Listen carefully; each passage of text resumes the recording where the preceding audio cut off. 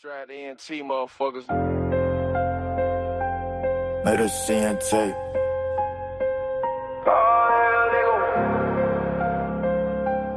Catch us in the rain. Outside, what's up? You can catch me in the wrestling ring. Boxing rain. Street at night with the whole damn team. We don't read no script. We just swing. That's on my sneak, but the T still bling. All gold, everything. Tad on the brain. Turn a little name to a headline frame. Touch was mine, you gon' feel that flame. Turn a little threat to a Hall of Fame. Matter CNT. Every move turn gold. Yeah, yo. Talk one thing. Whole city on froze. All hell legal. Crown City heavy. Outside, inside. We forever ready. Matter CNT. Put our name on the wall. Turn one fight to a lifetime brawl. All hell legal. Better stay prayed up. Anywhere. We'll never let up. We don't care where. Give us a spot. We there. Parking lot. Back block. Bright lights glare. Call that out. We appear like smoke. Whole crowd lean in. They know we don't choke. From the bell to the bell, we build like that. Turn a cheap little shot to a big payback. Gold in the grill, gold on the wrist. Even my loss feel rich like this. Matter CNT, every move turn gold. Tell one thing, whole city on froze. All hell legal. Crown City heavy, outside, inside. We forever ready. Matter CNT, put our name on the wall. Turn one fight to a lifetime brawl. All hell legal. Better stay prayed up. Anywhere. We don't ever let up. Rain rose concrete. Yeah. Same heart, same heat. Yeah. Oh yeah, yo. Yeah. All that talk we talk that slick. Not a CNT, every move turn gold. Touch something, whole city on road. All hell legal. Crown City heavy, outside, inside. We forever ready. Matter CNT, put our name on the wall. Turn one fight to a lifetime brawl. All hell legal. Better stay prayed up. Any rain, we don't never let up. All hell legal.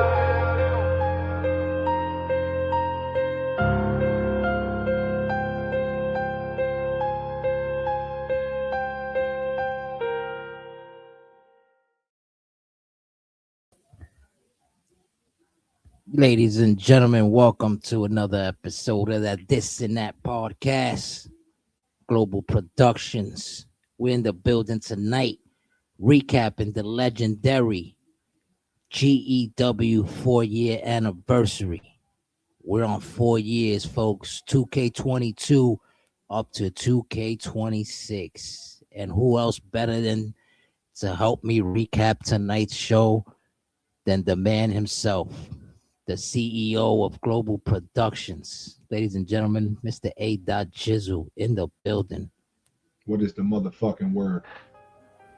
Ain't shit, my brother. What's happening? Also, we got other guests in the building tonight. We have Mr. RJ Bombshell, the RJ Show, also in the building. We also have, you already know, we also have the legendary scumbag king himself, the Mad King. We also have the GEW Walking Hall of Famer, your reigning GEW undisputed world heavyweight champion, the man himself, Mr. E.G.O. King Midas in the building. Shout out to GW in the building. We here with the title and the ring. I like hear it. Let's get it. What's up, y'all? It's happening, ladies and gentlemen. We're in the building. We're in the building. We're in the building. Hey, Jizzle, what's going on? Hold on. Hold up. Before you say anything, I want to give you. Hold up. Before you start, I want to give a shout out to everybody who tuned in last night or who's going to listen to what happened last night. We had True Sim Pro Gaming in the building representing the undisputed boxing game. pretty interesting story we had going on. So make sure you guys check that shit out before we get into business here. But I really interrupted the man himself. I'm sorry for that. Ladies and gentlemen, take over, Mr. Strange. So let's call a spade a spade. I'm not only the king of the scumbags around here, I'm the fucking foundation of this place. I walked in here and I single-handedly put fucking levels to this shit. Okay? So let's call a spade a spade. I single-handedly did this. 4 years. You're welcome. I mean, we hear you. I mean, we hear you. Fucking ego. He wasn't here for the part of the segment. But ladies and gentlemen, that's the world champion right now. So let's not talk crazy.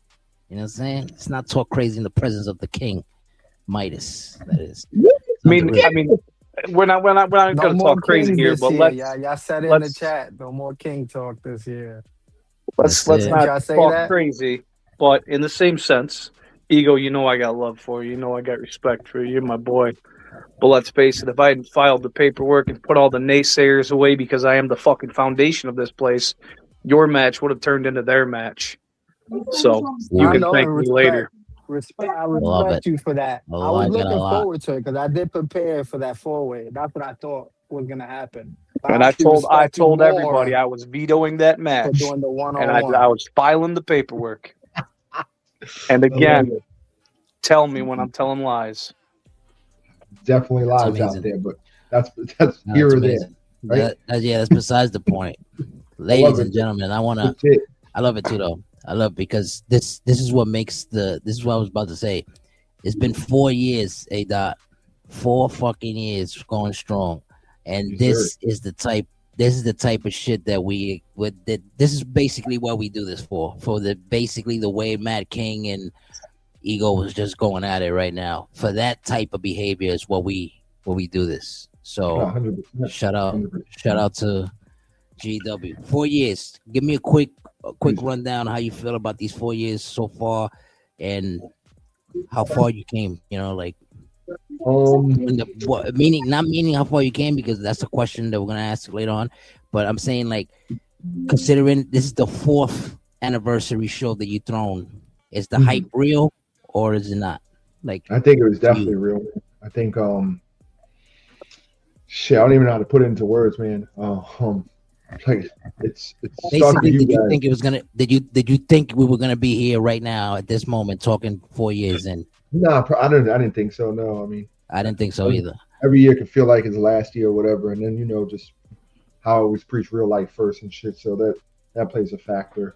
But to have the amount of amazing people in the community who look forward to this and put in the hard work too, like that shit, like it's real dope to see the people come out, show love, whether it's like a second, just popping in, or if they're there for the whole 5 hours or 6 hours that were live, and then talking shit back and forth with other people in there. And like I said, that's the shit that really gets you, and then people seeing their work, what they did, their hard-earned hours, I would say, time that they put in to make sure their character is a certain way.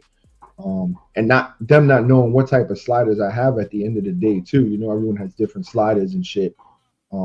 Facts. I think it's just real dope. We're gonna talk about you too, sis.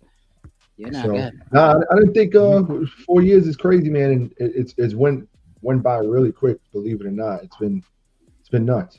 Time flies, man. Time really flies. So. Well, let's give you your flowers where flowers are due. I mean, what you've done here is create a beautiful fucking space, and I've told you this. Mm-hmm. You've brought a bunch of people together who, in any other space, probably would not be able to get on the same page. So I know you never take the credit, but I'm throwing it to you, wrapped in fucking duct tape and super glue. So you're gonna take this because without you, none of us fucking rejects would have a home to call GEW. Yeah, nah, I mean, shit.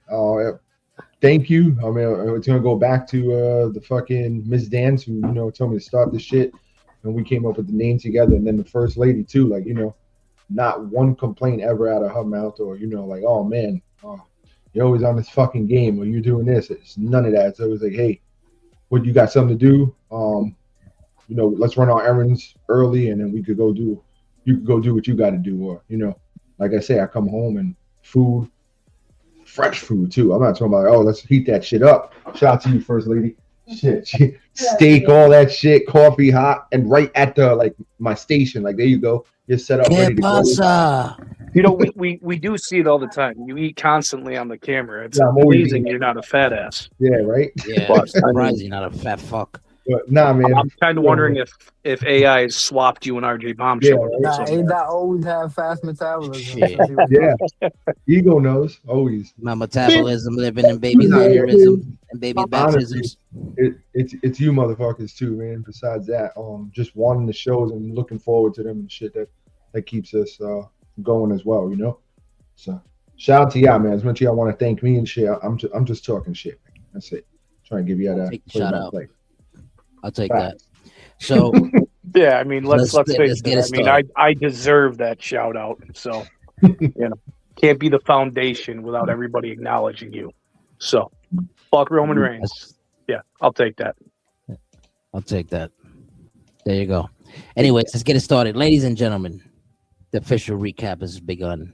A.Jizzle. Here we go. Night 1 kicked off. The 4-year celebration. What moment do you feel truly captured how far GW has come since 2K22 till this era now? The 2K22 era to now. What moment tonight? What moment do you feel truly captured how far GW has come since 2K22 tonight and night 1? Damn, that was a good question. That's actually probably your best question. That right? You see that right? Your motherfuckers wasn't ready.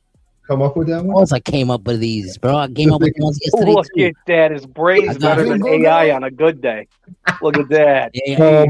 Fuck AI. That's a good question. I'm gonna drop a fucking AI promo to show you guys the difference. That shit ain't gonna have me saying coffee. It's gonna have me saying coffee.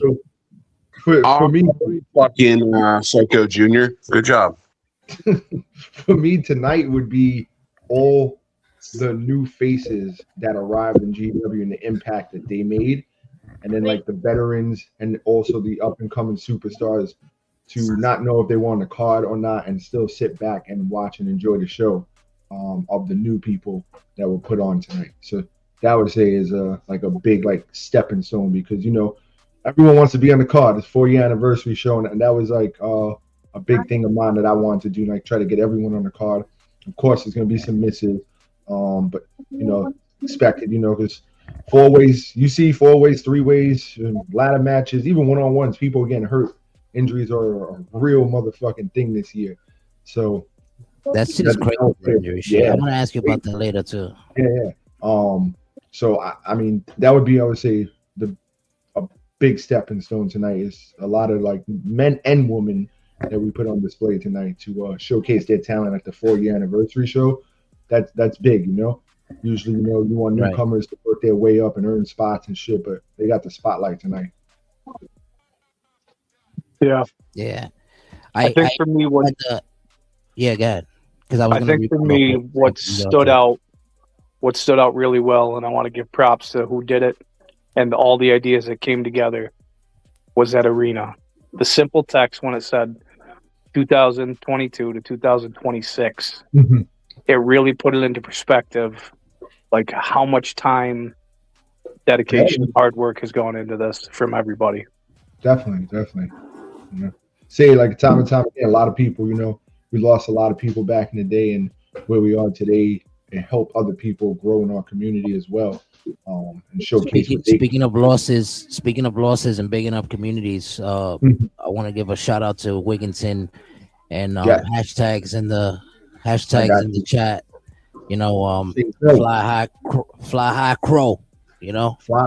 That's what you want. I got you. Or whatever hashtag Wigginton wants, we'll put that out there. We're gonna keep it on the chat. We'll keep it on the screen. Shit. Shout out to Wigginton. Everybody knows. If you know, you know. It was the 2-year anniversary for his passing of his son. Definitely, yeah. Gave him a shout out on my show too. I asked him early, even before I started, how he was doing today and shit. He's a great person, even though he's an asshole. John Wiggy, he's a great person. Yeah, he is. Yep.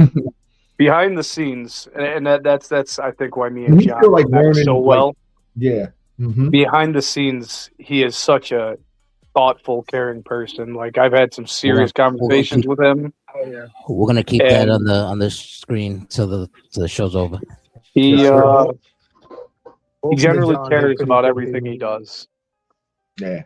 Worries about everyone too, what they think and shit. Every time, man, just do you, man. Let's go. Yeah. You're doing your thing.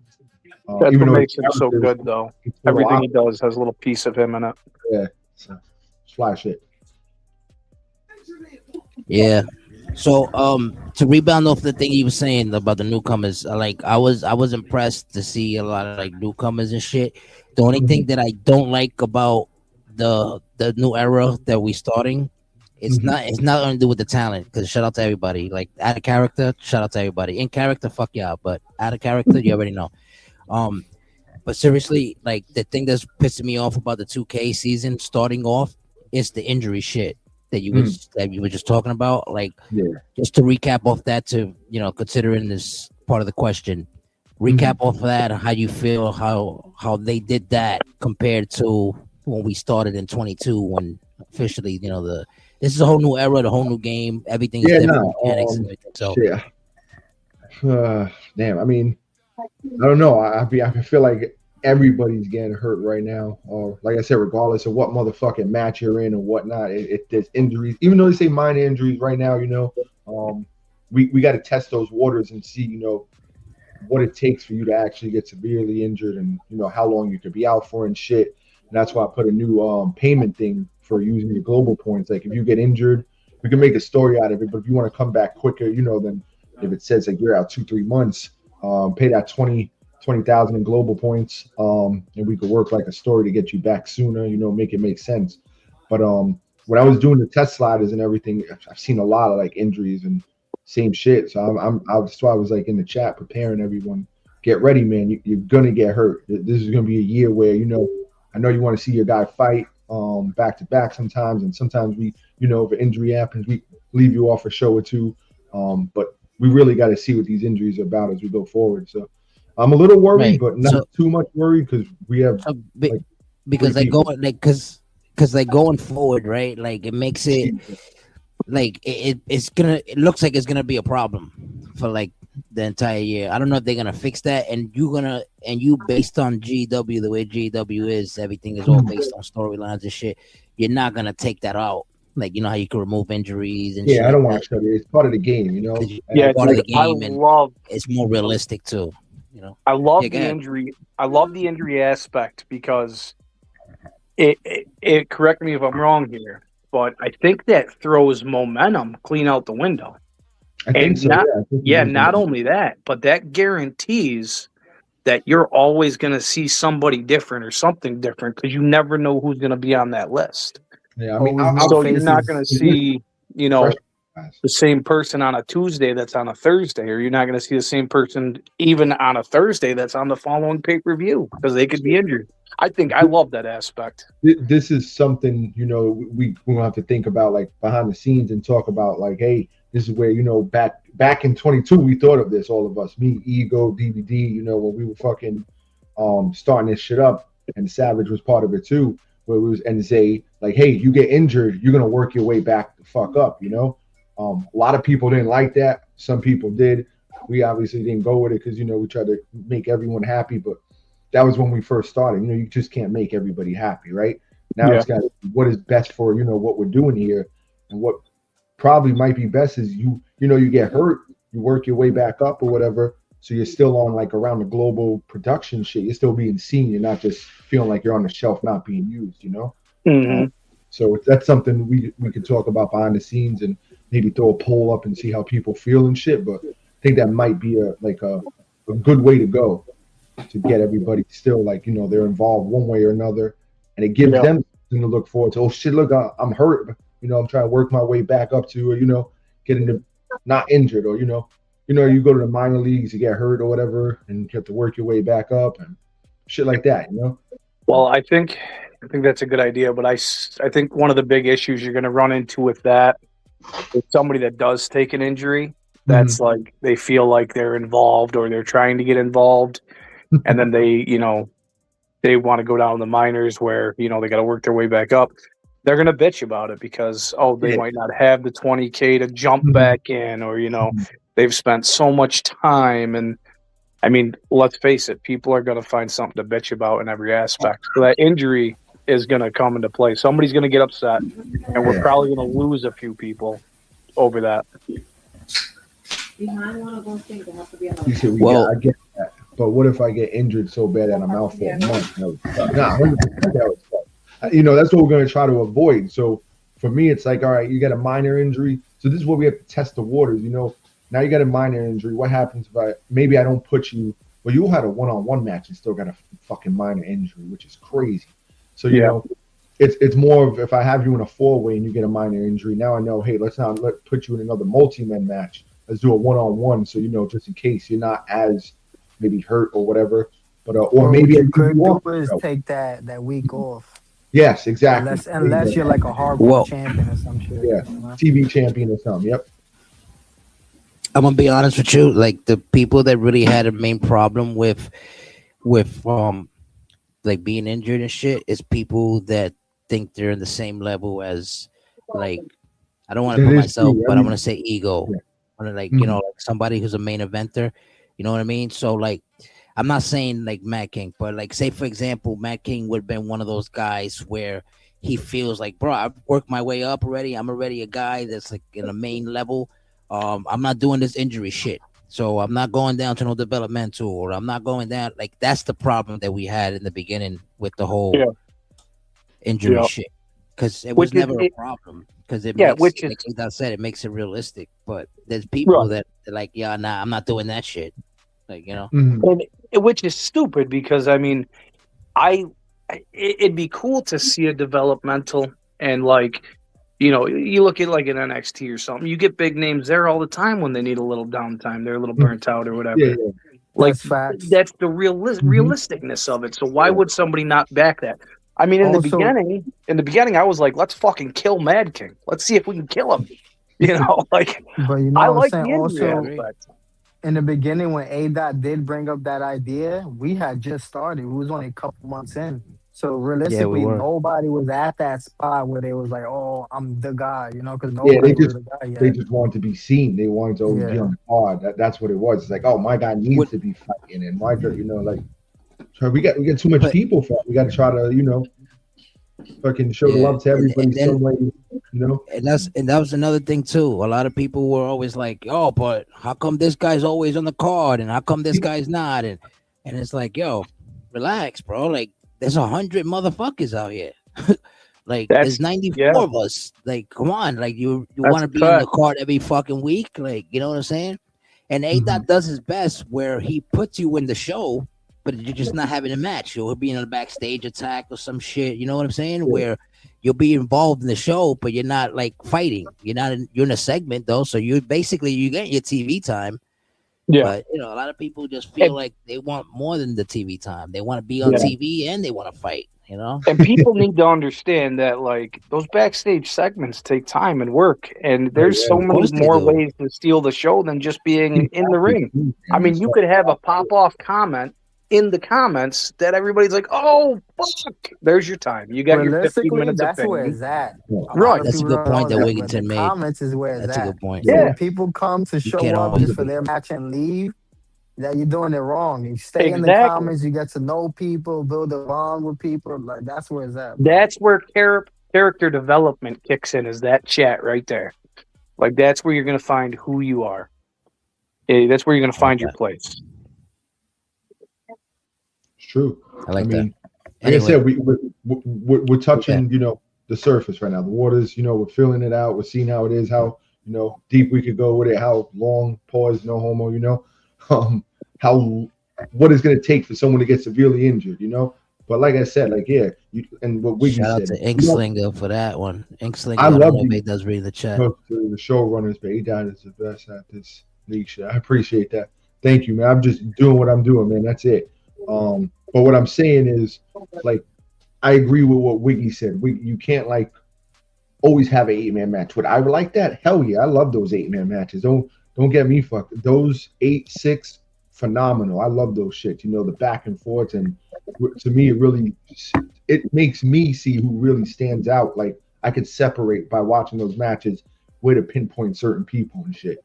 But you can't always do that because then it's like, damn, what are my chances of actually winning those matches? You know, that person's gonna feel, oh, I'm always in a multi-man match. I'm never gonna win. You know, so I get that part too, and that's where some backstage attacks. But if you can survive a multi-man match, that builds your what is that shit that y'all be talking about? The momentum. The fucking momentum. Yeah, that builds it dramatically too. This the thing that what everybody seems to fail to realize. Wiggins is not saying that, but what people fail to realize too, A dot basically doesn't always put you in multiple man matches.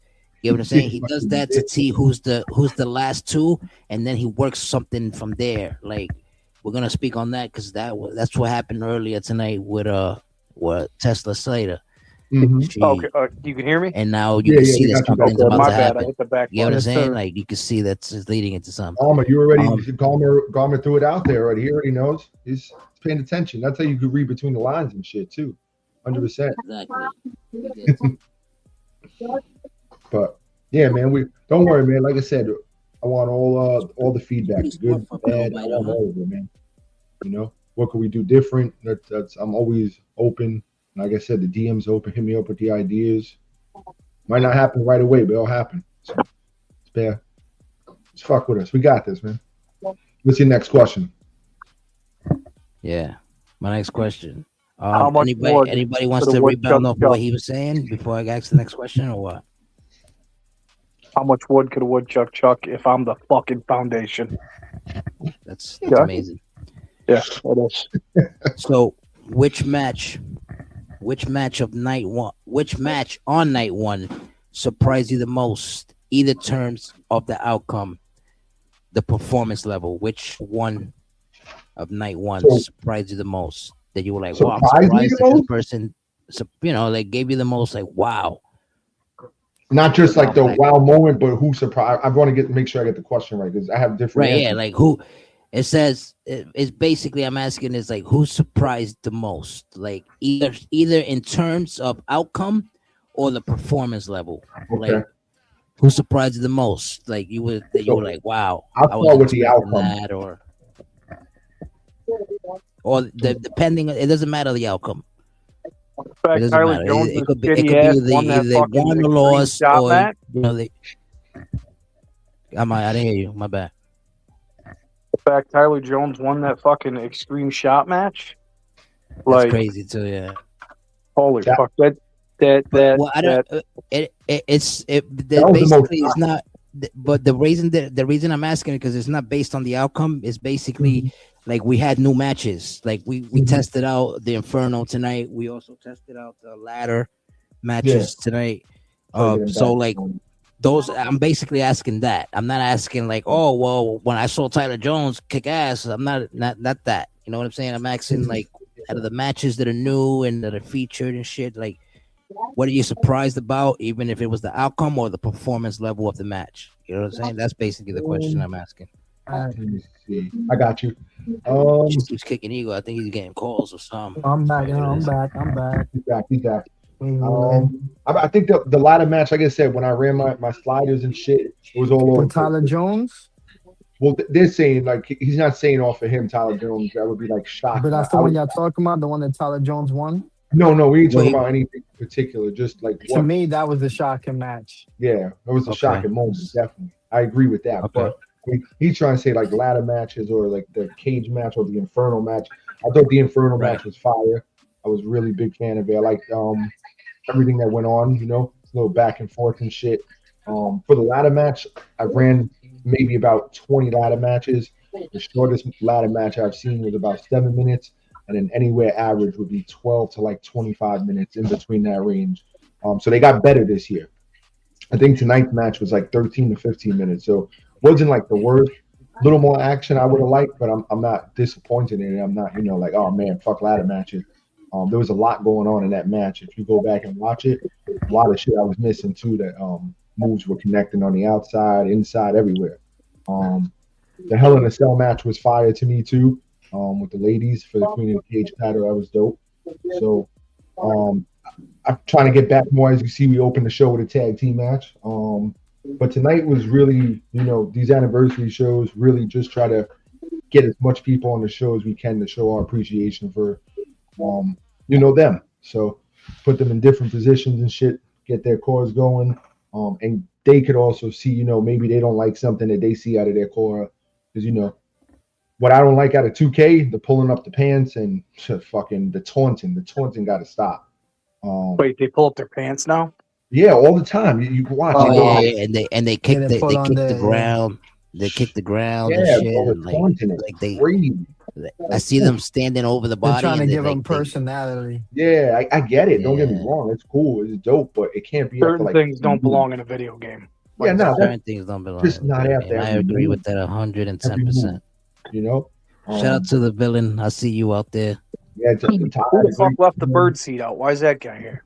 There was a lot of top performers tonight. Even the losers in some of these matches, man, they showed up. So, but that's my answer to that question. Really, I wasn't disappointed in anything. I was surprised on the ladder match. It worked out. You guys wanna? Let's talk about how crisp that fucking stream looked today. Did anybody recognize that, or was that just me? We're gonna get to that because the next question is involving that type of thing. But you guys don't want to rebound off of that question. I just asked them about surprise with the outcomes of any new matches, performance level, anything. I don't know what shocked me the most, and what was really cool for me is this show started when I was in church. I left church. I went to lunch with a couple people from church at their home, had a home cooked meal, conversation, came home and was able to flip it on and still catch matches. The time put into that by everybody that stuck around, everybody that showed up, everybody that had something to do, and ADOT himself and the First Lady, how strong is that? I'll tell you what, if you asked me to go that long, I'd tell you to fuck yourself. I agree. I can't do that shit ever, dude. My attention span on something ain't that dedicated. I just hope I kept you on your toes and entertained for the whole fucking 5.5 hours. Nah, but that's the thing that Inkslinger was basically touching on. Your show is basically a GW show, not because I'm part of GW and because this is my first EFED, but realistically, GW is one of the shows where there's other EFEDs that you can too. I'm not. And shout out to TXT, ASW, obviously ULW, UPW, whatever. Right? You could watch the entire GW show and not be like, all right, well, unless you got something really to do, you're not really leaving the show. You know what I'm saying? You're entertained from the beginning to the end, kind of shit. That's basically what I'm trying to say. Not a lot of people do that with the EFEDs. We try to keep, because bro, you got to keep them in. Once you grab them in, you got to keep them. Yeah, I don't think ADOT will ever take credit for how much in that little 2x2 square he brings to that show. Yeah. I've seen other shows on fucking Twitch that do not even come close to producing the energy. If you looked at ADOT tonight, the motherfucker showed up in a matching hat, matching hoodie. He showed up like it was fucking prom night in high school. This motherfucker was ready to go. Gotta leave it wet like the shore. You heard? Energy on 1,000. Yeah, it's the little details. You looked at his outfit and he was like, this motherfucker stepping out into a club or something. He was fresh for that show. He had the shirt and everything. I don't know if you have peeped that. Yeah.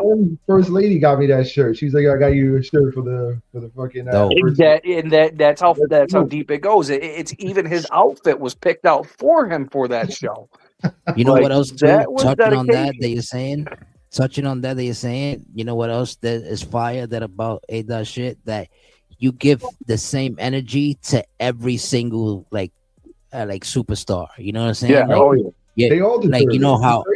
Yeah, shit. You don't have you literally don't have a favorite. You know what I'm saying? And a lot of people will be like, oh well, ADOT always favorites this person or favorites that person. Negative, because obviously, how many times have you seen Miss Dance being booked? Like, how many times have you seen like anything like that? Besides the fact that you put in the storyline, but yeah, I don't want How many only times time have that you seen A. Dot and Sergeant General go for the world title? exactly. Probably never. Hey, that doesn't even go for the world title. Yeah, I don't even go for no titles. You know. You want to talk about you want to talk about how little favorite he has. I bought this. I had Mick Foley sign this motherfucker a sock. Yeah, it still took me a year to get a title shot. There is no favorite in GEW. No fucking favorites. You know what else is crazy? When I was making the card and the first lady's here and she's smoking, and I'm telling her the matches and shit. She's like, "You don't even have to book me. I don't even have to be on the show. Don't worry about me. Get these other people on the show." She's like, "Nah, put you on the show. I got you." So, but yeah, she's with it too, man. She just, she likes the aspect of me yelling at the fucking computer. I guess I don't know the screen. All right, let me go. It's a hell of an outlet. I'll tell you that much. I'll be right back. All right. DVD, when are we getting the first Fight Club of 2026?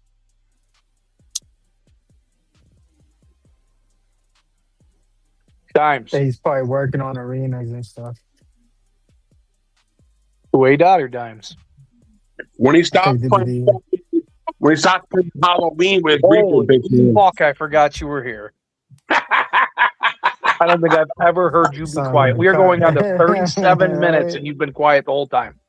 Well, I'm talking to my wife about stuff that I'm doing. So about chocolate pudding cups? Yeah. Oh, Ego, you weren't here for that, were you? Oh man, that was bad. Oh, this dude was like about to cut a full-blown promo on his kids about fucking pudding cups. Like, he was borderline hot, bro. No, I didn't have my mic muted. We were talking about the pudding cups. Yeah. And I was about to go at James about sneaking the pudding cups. I feel you. Oh man. So I think you're gonna get a really good kick out of my attire this year. Listen, all I know is I was glad that I got the positive reaction that I wanted to when RJ came out. I was happy about it. I was like, oh, cool, it looks good. You know, I liked how the song went. I liked how RJ basically looked tonight. Win, lose, or draw, whatever the match was, I was just happy to be at the anniversary show and at least have a match. You know, a lot of guys didn't have a match and didn't have their call-up, but I was happy to be there. Well, you also got to remember, though, we got a whole nother night to go. Yeah, I know. I think that night in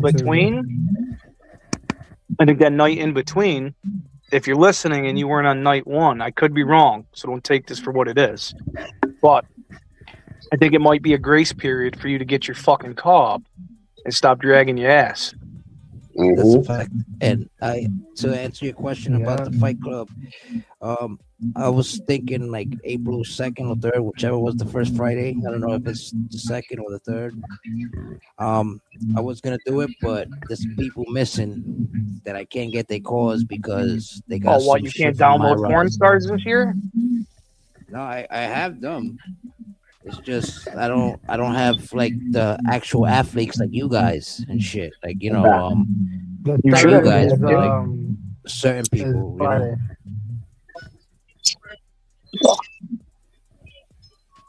I don't have Hawaii made me. I don't have Todd Wilson. I don't have him. I don't have there's a few people. I don't got Briggs. You got Zero Nacho. I don't got Hitman. I don't got Nacho. I don't got none of those guys yet. They're in the CC. And then for Ego, all you gotta do is say the word and he's up there. Well, technically, there's really no rush. There's really no rush for Fight Club. Speaking of that, as we all know, I am the foundation. So I did say I would call on a favor from Ego eventually. Ego, I need your designer threads for the foundation attire. All right. I will upload him and send you a tag, and we'll go from there. Gotcha.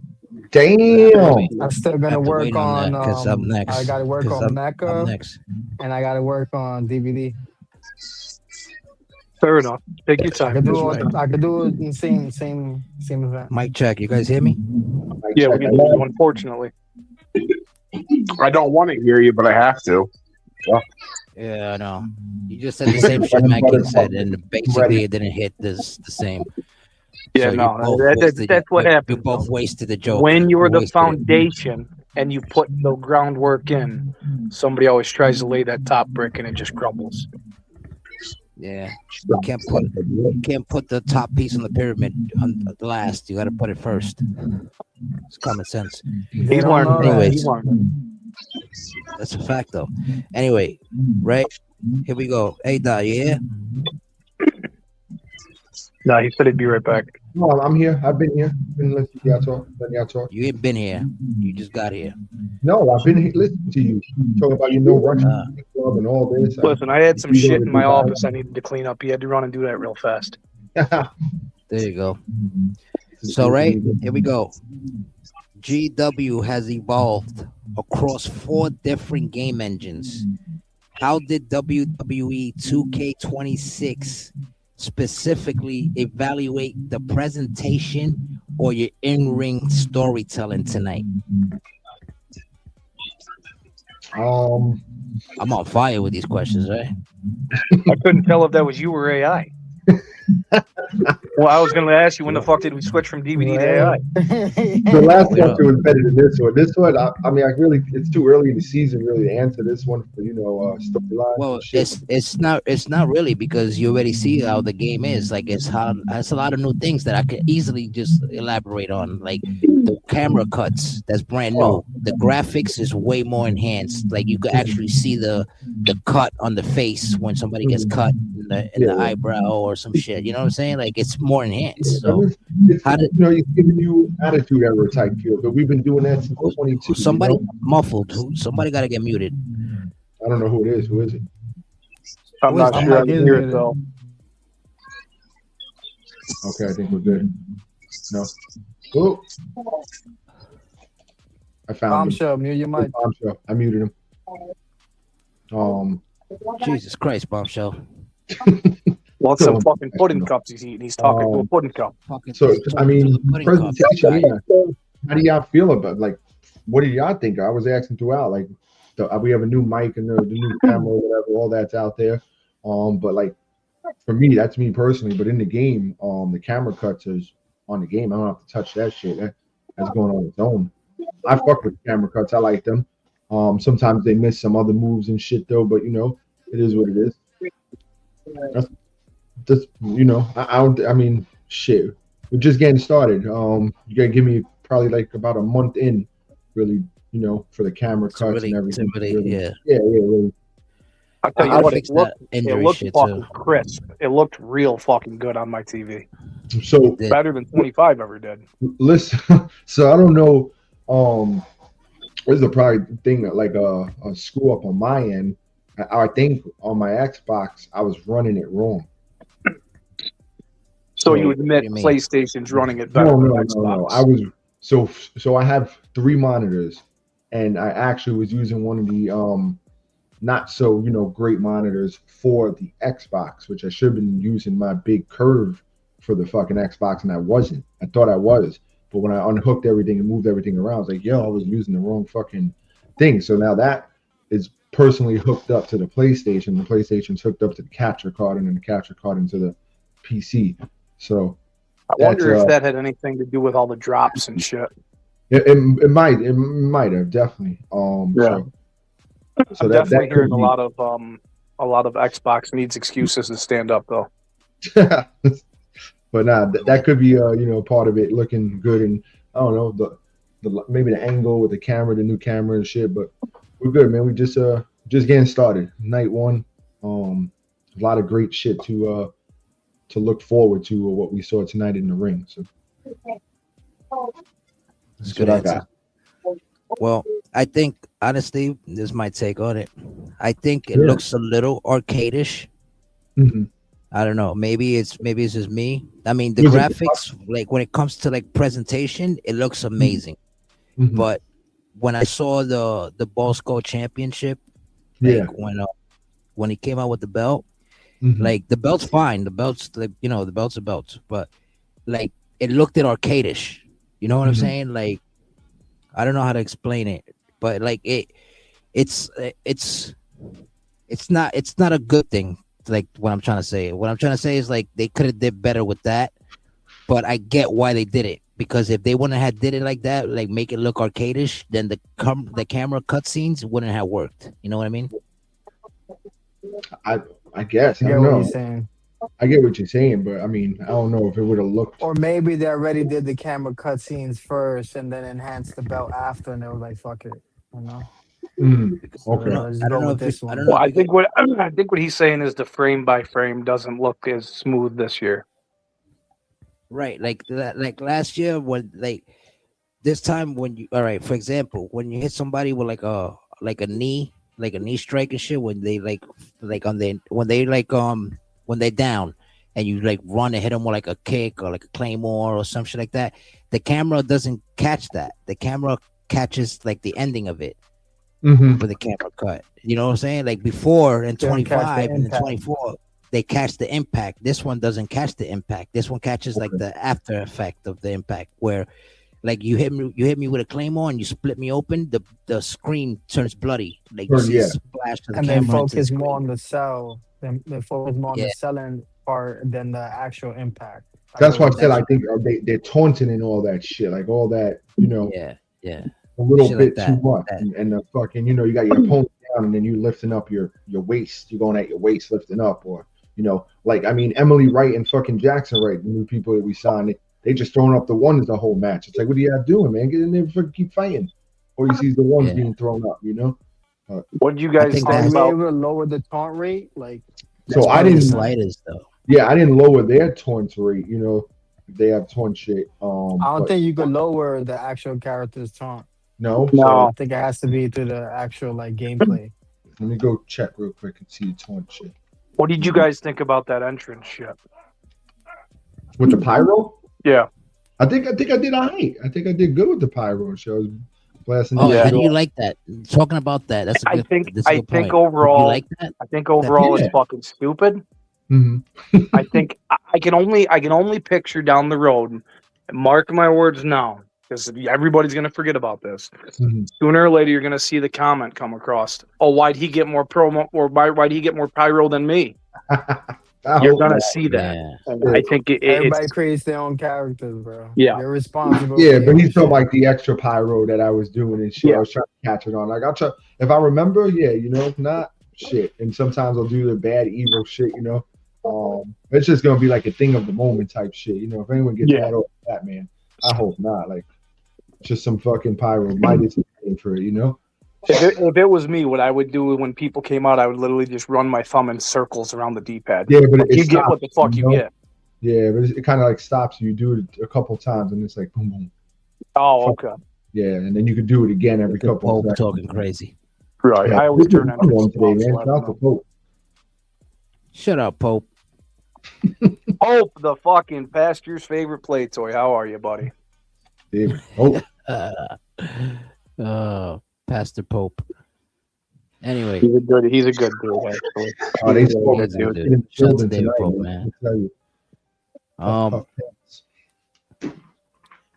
Was there a breakout star of night one? Someone who proved they were ready for a bigger spotlight heading into night two or heading into the future of GW? Into the future, yeah. The people who saw night one probably will not be on night two. We don't want to risk their injuries. So let them rest up. Of course.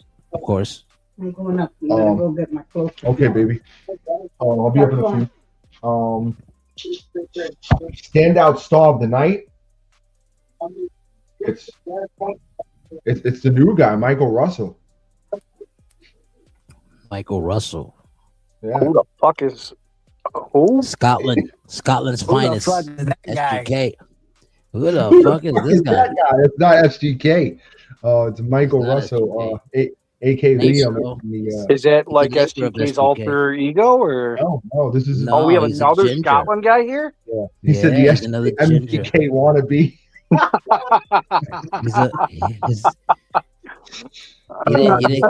You didn't catch that segment, that promo segment he had today, walking down the street. No, he said he was in church and shit. His tight ass jeans. No, Oh, I was wait, in looking church like a and doing lunch fucking. half of the fucking show. I got to go back and watch the entire middle. It was a fire He looked promo, like a bro. Mexican from a I liked it. novela. Something a little different, you know. Did he have like a box of oranges he was trying to sell on the side of like a beat up RV? White boy Liam. It was rough. It was rough to understand him with his accent, but Yeah. all I heard was Michael. I understood Michael perfectly fine. What happened to that was dude like, that okay, was so around you're that Michael.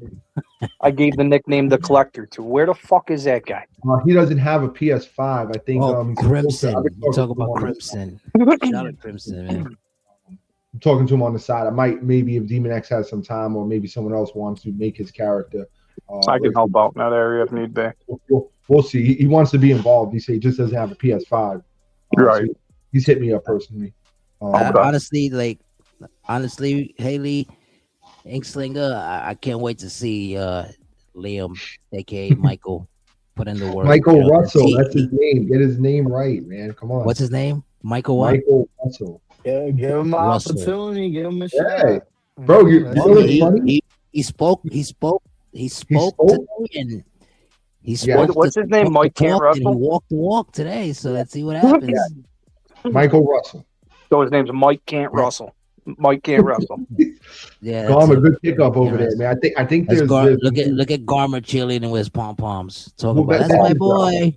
That's my boy. You not reading the chats and paying attention. The new faction that was formed tonight, the Hive.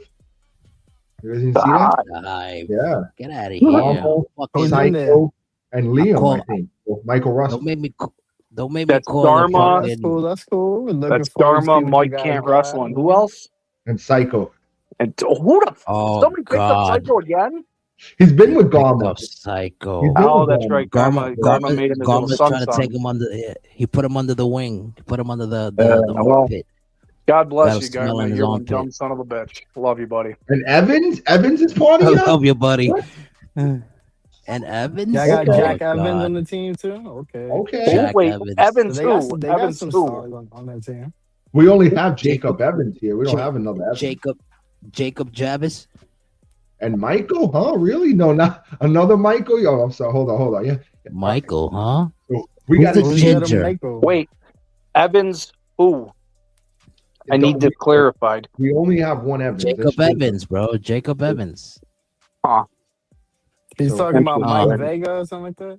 No, Jacob Mike Baker. Evans. I haven't. So I haven't heard personally from Jacob Evans, so we cannot confirm or deny that. You know. Yeah.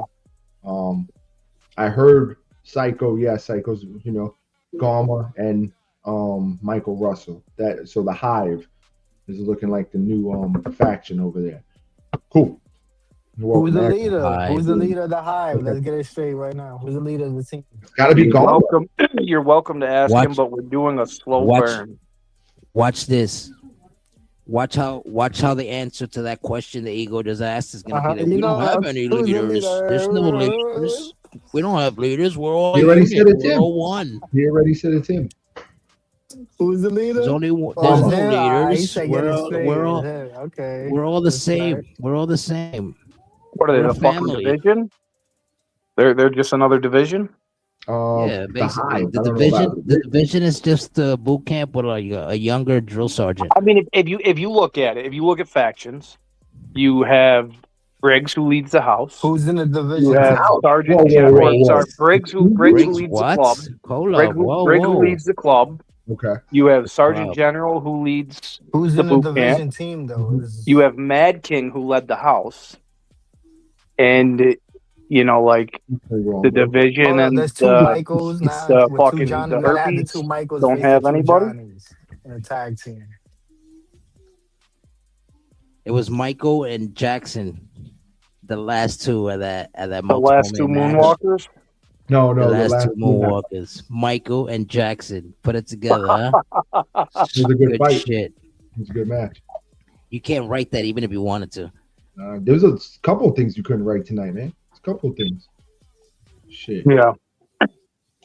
Yeah, I told him there was in my book. Yeah, like 4 Adams. That's true. Yeah, we know the names: Michael Hernandez, fucking Michael Russell. You know, Michael we good. What's the next Hernandez. question? Michael Hernandez better not show his goddamn face in 26 because I'm gonna give you an extra 33 minutes. You got to 11. I'm out. Let's go, bro. I still got like 5 more questions to ask you. What's wrong with you? I'm waiting. I said you got 33 minutes. So let's go.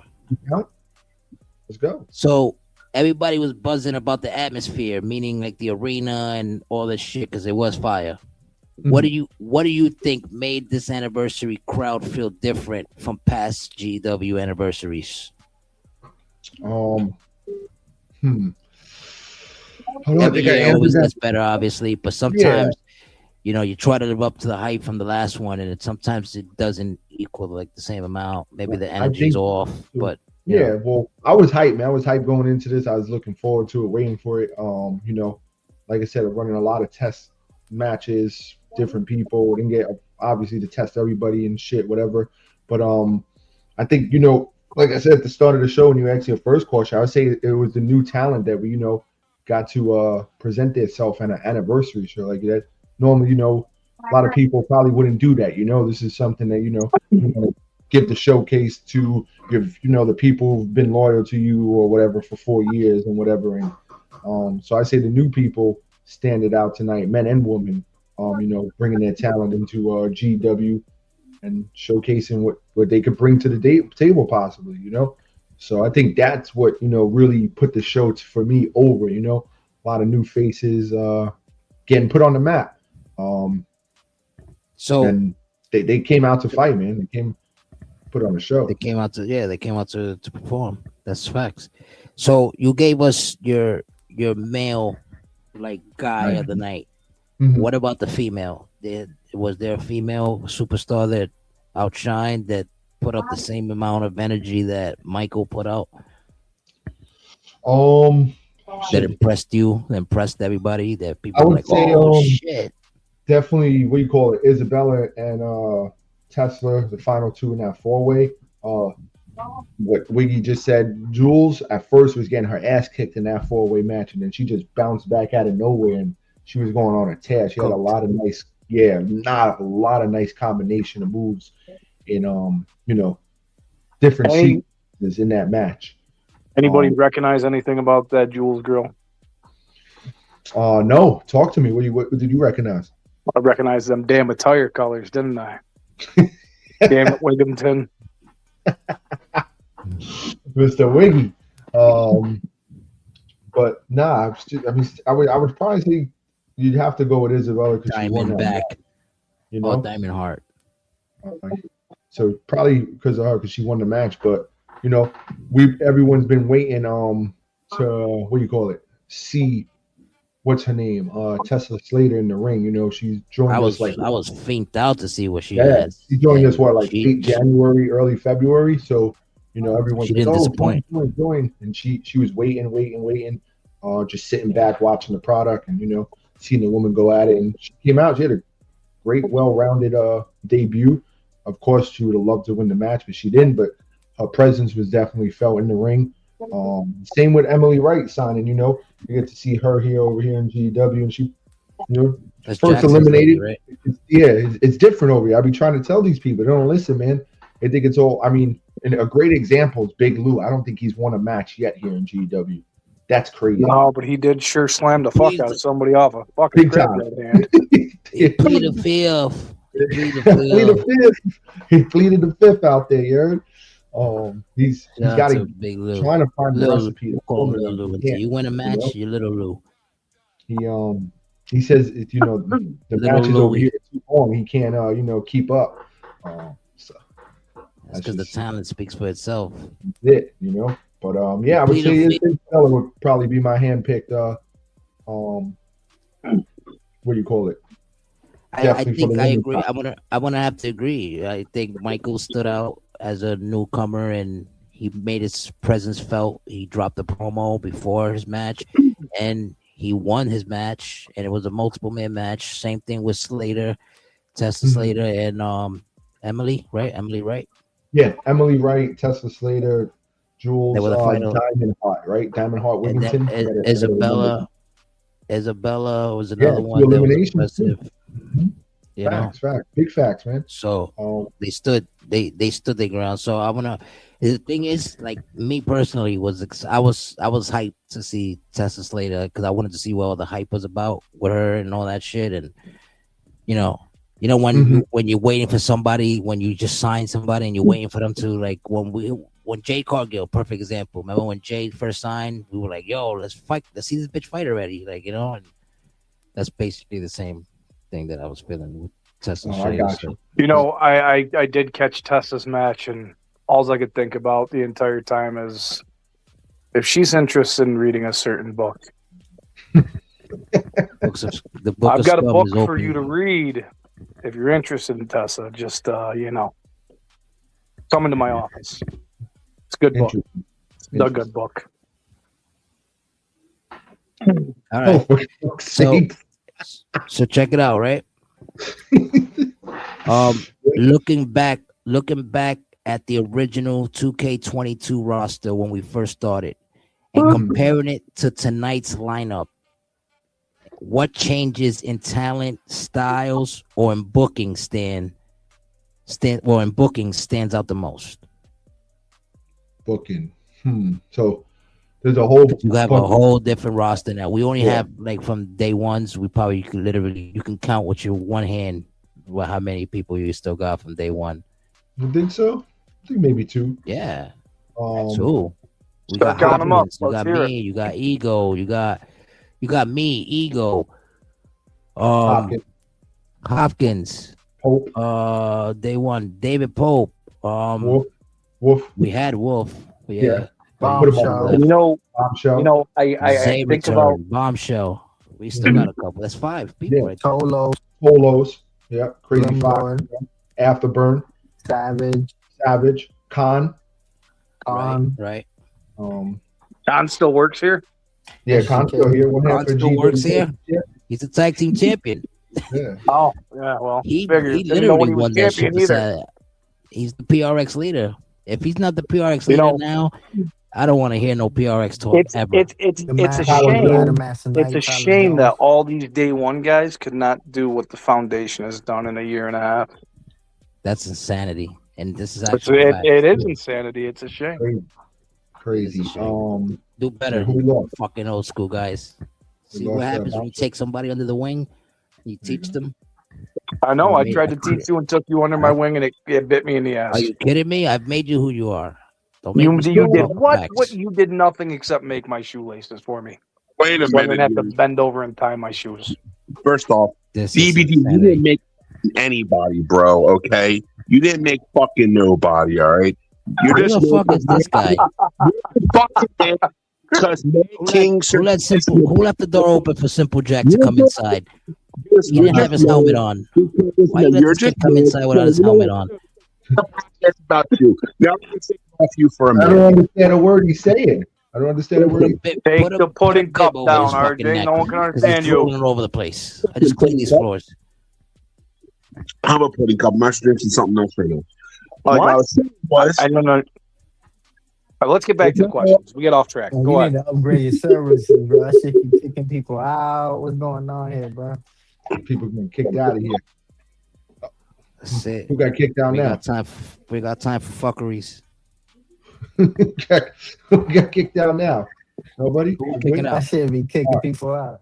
What was the question again now? So you said I answered a little of it, but I'm lost. I'm lost in the sauce with all that yelling. I said, looking back at the 2K22 roster, comparing it to tonight's lineup and the future talents that you signed, comparing it to the talent that you had before, how does that change in talent, style, and the way you book your matches? From then till now, like, what's the difference? Because this is a whole new era, 4 years anniversary, boom. You know, the easy answer for that would be shit. Especially for the booking aspect, would be just the talent that we have, like this creative mind. So there's so much more we could do with certain people that we have on the roster now. Whether they're solidified, they're in here, they're day ones, they're still up and coming superstars, and a lot of new people understanding like the recipes to the success that we try to bring to the table, and trying to get everyone, on the same page, letting them know, hey, this is, how and what we do here is this way, and it gives everyone, a vision of, all right, you control like your character. So I would say the booking relies a lot on like you hearing from the cards from these people, like what do they want to do and shit, or what they see their character like, or Mr. Wiggy, he's setting up like an IC tournament right now about to happen, and him giving a chance to Garma. Garma wins the match. He's in the IC tournament as well. He's that last spot in there, shit like that. Just throwing curveballs and shit all around. So we'd have to. I'd say the people. I'm always gonna say the people, man, because the people make this. The talent, it speaks for itself. It's just grown over the years. We've gotten better. We've gotten better superstars, male and female. So, I mean, that's it. It's the people, and then just what we're doing behind the scenes, man. All the work that goes in to really make certain shit stand out. It could be something as simple as like a backstage attack tonight, like Tyler Jones throwing some new talent in the fucking trash can, like what's going on over there? Yeah, right. Like Tyler, who's this motherfucker just signed a contract? You know what? Shit like that. Or Big Lou. All people, Tyler Jones doing this. Or Big Lou, like RJ or hasn't won a match. Man Strange. And he then goes big time off the fucking. But that's what's maybe now changes his, his career here in GW. Not Tyler Jones' part, but the Big Lou can't seem to get a victory in the ring, but now he's a tear on the backstage scene. Trying to find himself. He's losing his mind. So, but shit like that. Me paying attention to what's happening with these characters in these matches too. That's why I say the notes are huge. So I'm not like sidetracked. I'm not off. I'm not lost. I know what's going on with each guy, each woman. So that's it, man. That's what's making us grow and get better as we go along, show after show. So let me ask you a question, Adot. Mm-hmm. When it comes to, for the new people that are listening and the new people that are here and going to listen to this, let me ask you, as the person who pencil whips the shit out of every single one of us, what are you looking for in a talent? Looking for in a talent. The answer is to make that better question. What are you looking for in a talent compared to when we first started now? Because now you have to have like a certain thing that you're looking for, right?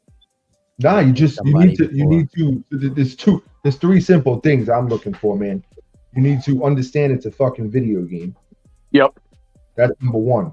If you don't understand it's a video game and you're gonna win some and lose some, then this ain't the place for you. You gotta be able to take that loss and know how to bounce back, right? That's a fact. You need to also, your creative mind. Yes, that too. Even if you don't get like the full blown story, but you got something like you bounce back from that shit. But there's another thing too that goes into play is, us as kids all want to be wrestlers, man. You can't tell me you did not. If you're still into wrestling, watching wrestling, or into this E-Fed shit that we're doing, you playing that part, like you had that sometime in your life as a kid or whatever, and want to do it. So why can't you do it now and separate? I'm not in the real WWE shit or whatever, but we could still build that type of chemistry together. We could still build that type of fight. Let's build the fight. So understanding it's a game, having fun, whether you win or character. Yes, whether you win or lose, you build what we are watching on that motherfucking screen, whether it's on your phone, your tablet, your computer, and understand, all right, cool, I got a plan. If I win, this is what I'm looking forward to, and if I lose, well, this is the route I'm going to take, and boom. So that's what I'm looking for. Yes, and just to rebound off that question, when I asked A-Dot that the original way, and I used the word pencil whip, that was in character. He doesn't pencil whip anybody. You get what you work for here, and he's pretty unbiased as a showrunner. So, definitely, man. Nah, you should. Everyone, man. It's everyone. I felt like I had to explain that because sometimes, like, people take my in-character work, and they cross it over, and I was like, that was kind of. Oh, I should explain that. I just want you to be yourself, man, and have fun. Be that person. You're gonna be in the ring, talk your shit, drop your promos. You got the idea, you got a video, you got a vision. Boom. I'm here to commentate. Maybe give you, if you're like stuck, you got the writer's block. Here, I'll throw this at you. There's plenty of times I'm going back and forth with I'm talking just about almost everybody. There's always something that someone's coming up with, or hey, yo, I got this idea. What do you think about this? And then I rebound off of that and throw them that, and that just, it stirs the pot, man. It makes the pot much bigger, and like I said, there's so much shit you can do once you're invested. You got to be invested. Got to know it's all fun and games. You got to know you'll get your shot at the title. You're gonna get a shot at the title. That title, that's just, you can lose it your very first fucking title defense, bro. Then what? What do you do? That's a big thing for me. So. Oh yeah, and that title, it's cool, and good to hold, but keep in mind, if you're a storyteller, it does. You kind of get like roadblock, Yes, it brings in an extra component. I found, and I don't know if you can vouch for this, you may be able to, or may not be honest with me here, that upon coming into the title and not focusing on that, I feel like my creativeness and ideas that I throw at you have been a lot better than much ever. Better over the year, yeah. And not for nothing, I think like your time spent in like the house and shit, and just listening and watching like certain shit get thrown out there, and then you voicing your opinion, like, hey, what about this and what about that? And I think that helped you grow too, as you opened up your creative mind. So it's come a long way, man. That's good shit. And that's what I want. I want everyone, if we all get on that, that same page, and we already have fire matches, but then you throw in, these creative minds working together and doing all this and that. And then, if you feel like your character is not it, reach out to somebody who might have that formula to make your character better. Don't feel like, oh man, he's gonna talk shit if I go reach out to this person or that person who's, doing work in the ring, it's shit. He's gonna give you without a doubt. Formula, and then what? That's the good thing about this place too, is a lot of the like people that a lot of people see as like top guys and stuff like that. If you reach out to them, they will generally like fucking be in your corner and be like, yo, let me pick you up. Let me get you to this level. Yeah, there's a way you want to see everyone, try to do something with their character that makes it pop more, makes it more interesting. Yeah. That's like, what you want. Oh yeah, like just for example, I mean, I learned, always attack the new guy to get him involved from DBD. I learned a whole new way of speaking without actually speaking from you. I learned multiple details that I had overlooked through the years from Briggs, and I had learned from Ego all these other areas where I could twist and contort things. Like all these people, when I came in and like they were like, I was like, oh, these are the guys I want to be on. Like their door was always open. So if you're listening, keep that in mind. Like I just sent somebody to Briggs the other day because they were questioning me in an area where I questioned him. So like these top people that you think are like top of the line and they're an asshole in their character, like they're good people behind the stage, hit them up. They'll help you with character development in a big way. 100%, bro. Like, and this is him speaking in both in and out of character, y'all. Like whoever's listening, and who's gonna listen. Like, I mean, help, like he said, this is genuine, like real deal shit. Like, even though like we do our trash talking and whatever, and we always whatever, but when it comes to like helping each other out and all that shit, we are really like a family here, and we are like always looking out for each other and shit. And you could always, like he said, you could always hit up one of us and be like, hey man, do you think you can help me out with this? If we can, we can. If we not, we'll push you to somebody who can, like, oh, I don't personally know how to do that. I know somebody who does. The door's spinning, got a revolving door. Yeah, and that's the thing, like working so closely with certain people on this, you learn so much about your own character development. And it's cool to see that. Like, you see somebody in the chat and you're like, this person's a fucking douchebag.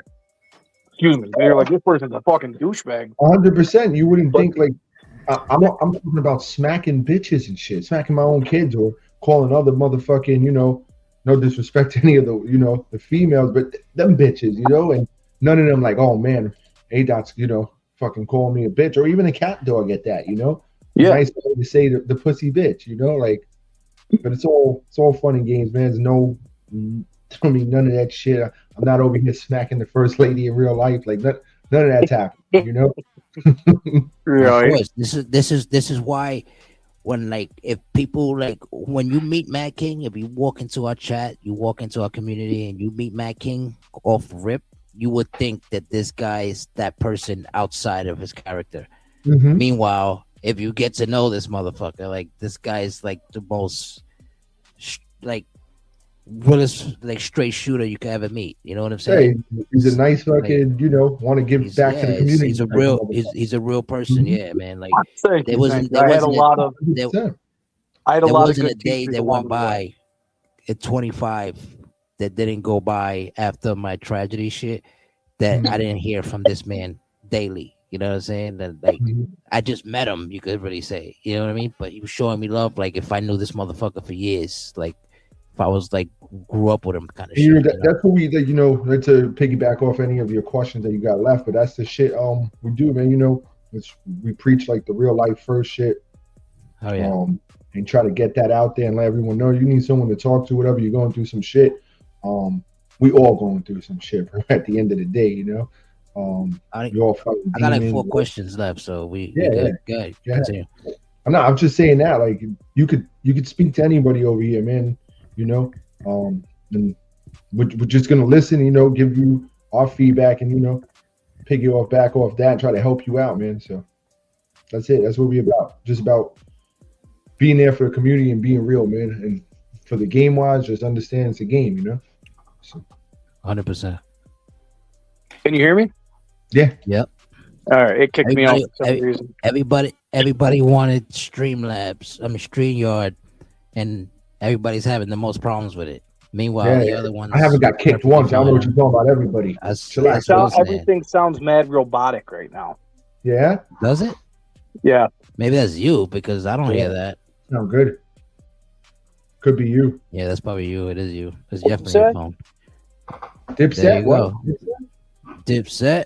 Nah, let's continue. Go ahead. So, I'll be right back. I'm going to back out purposely, and then I'll see if it fixes it.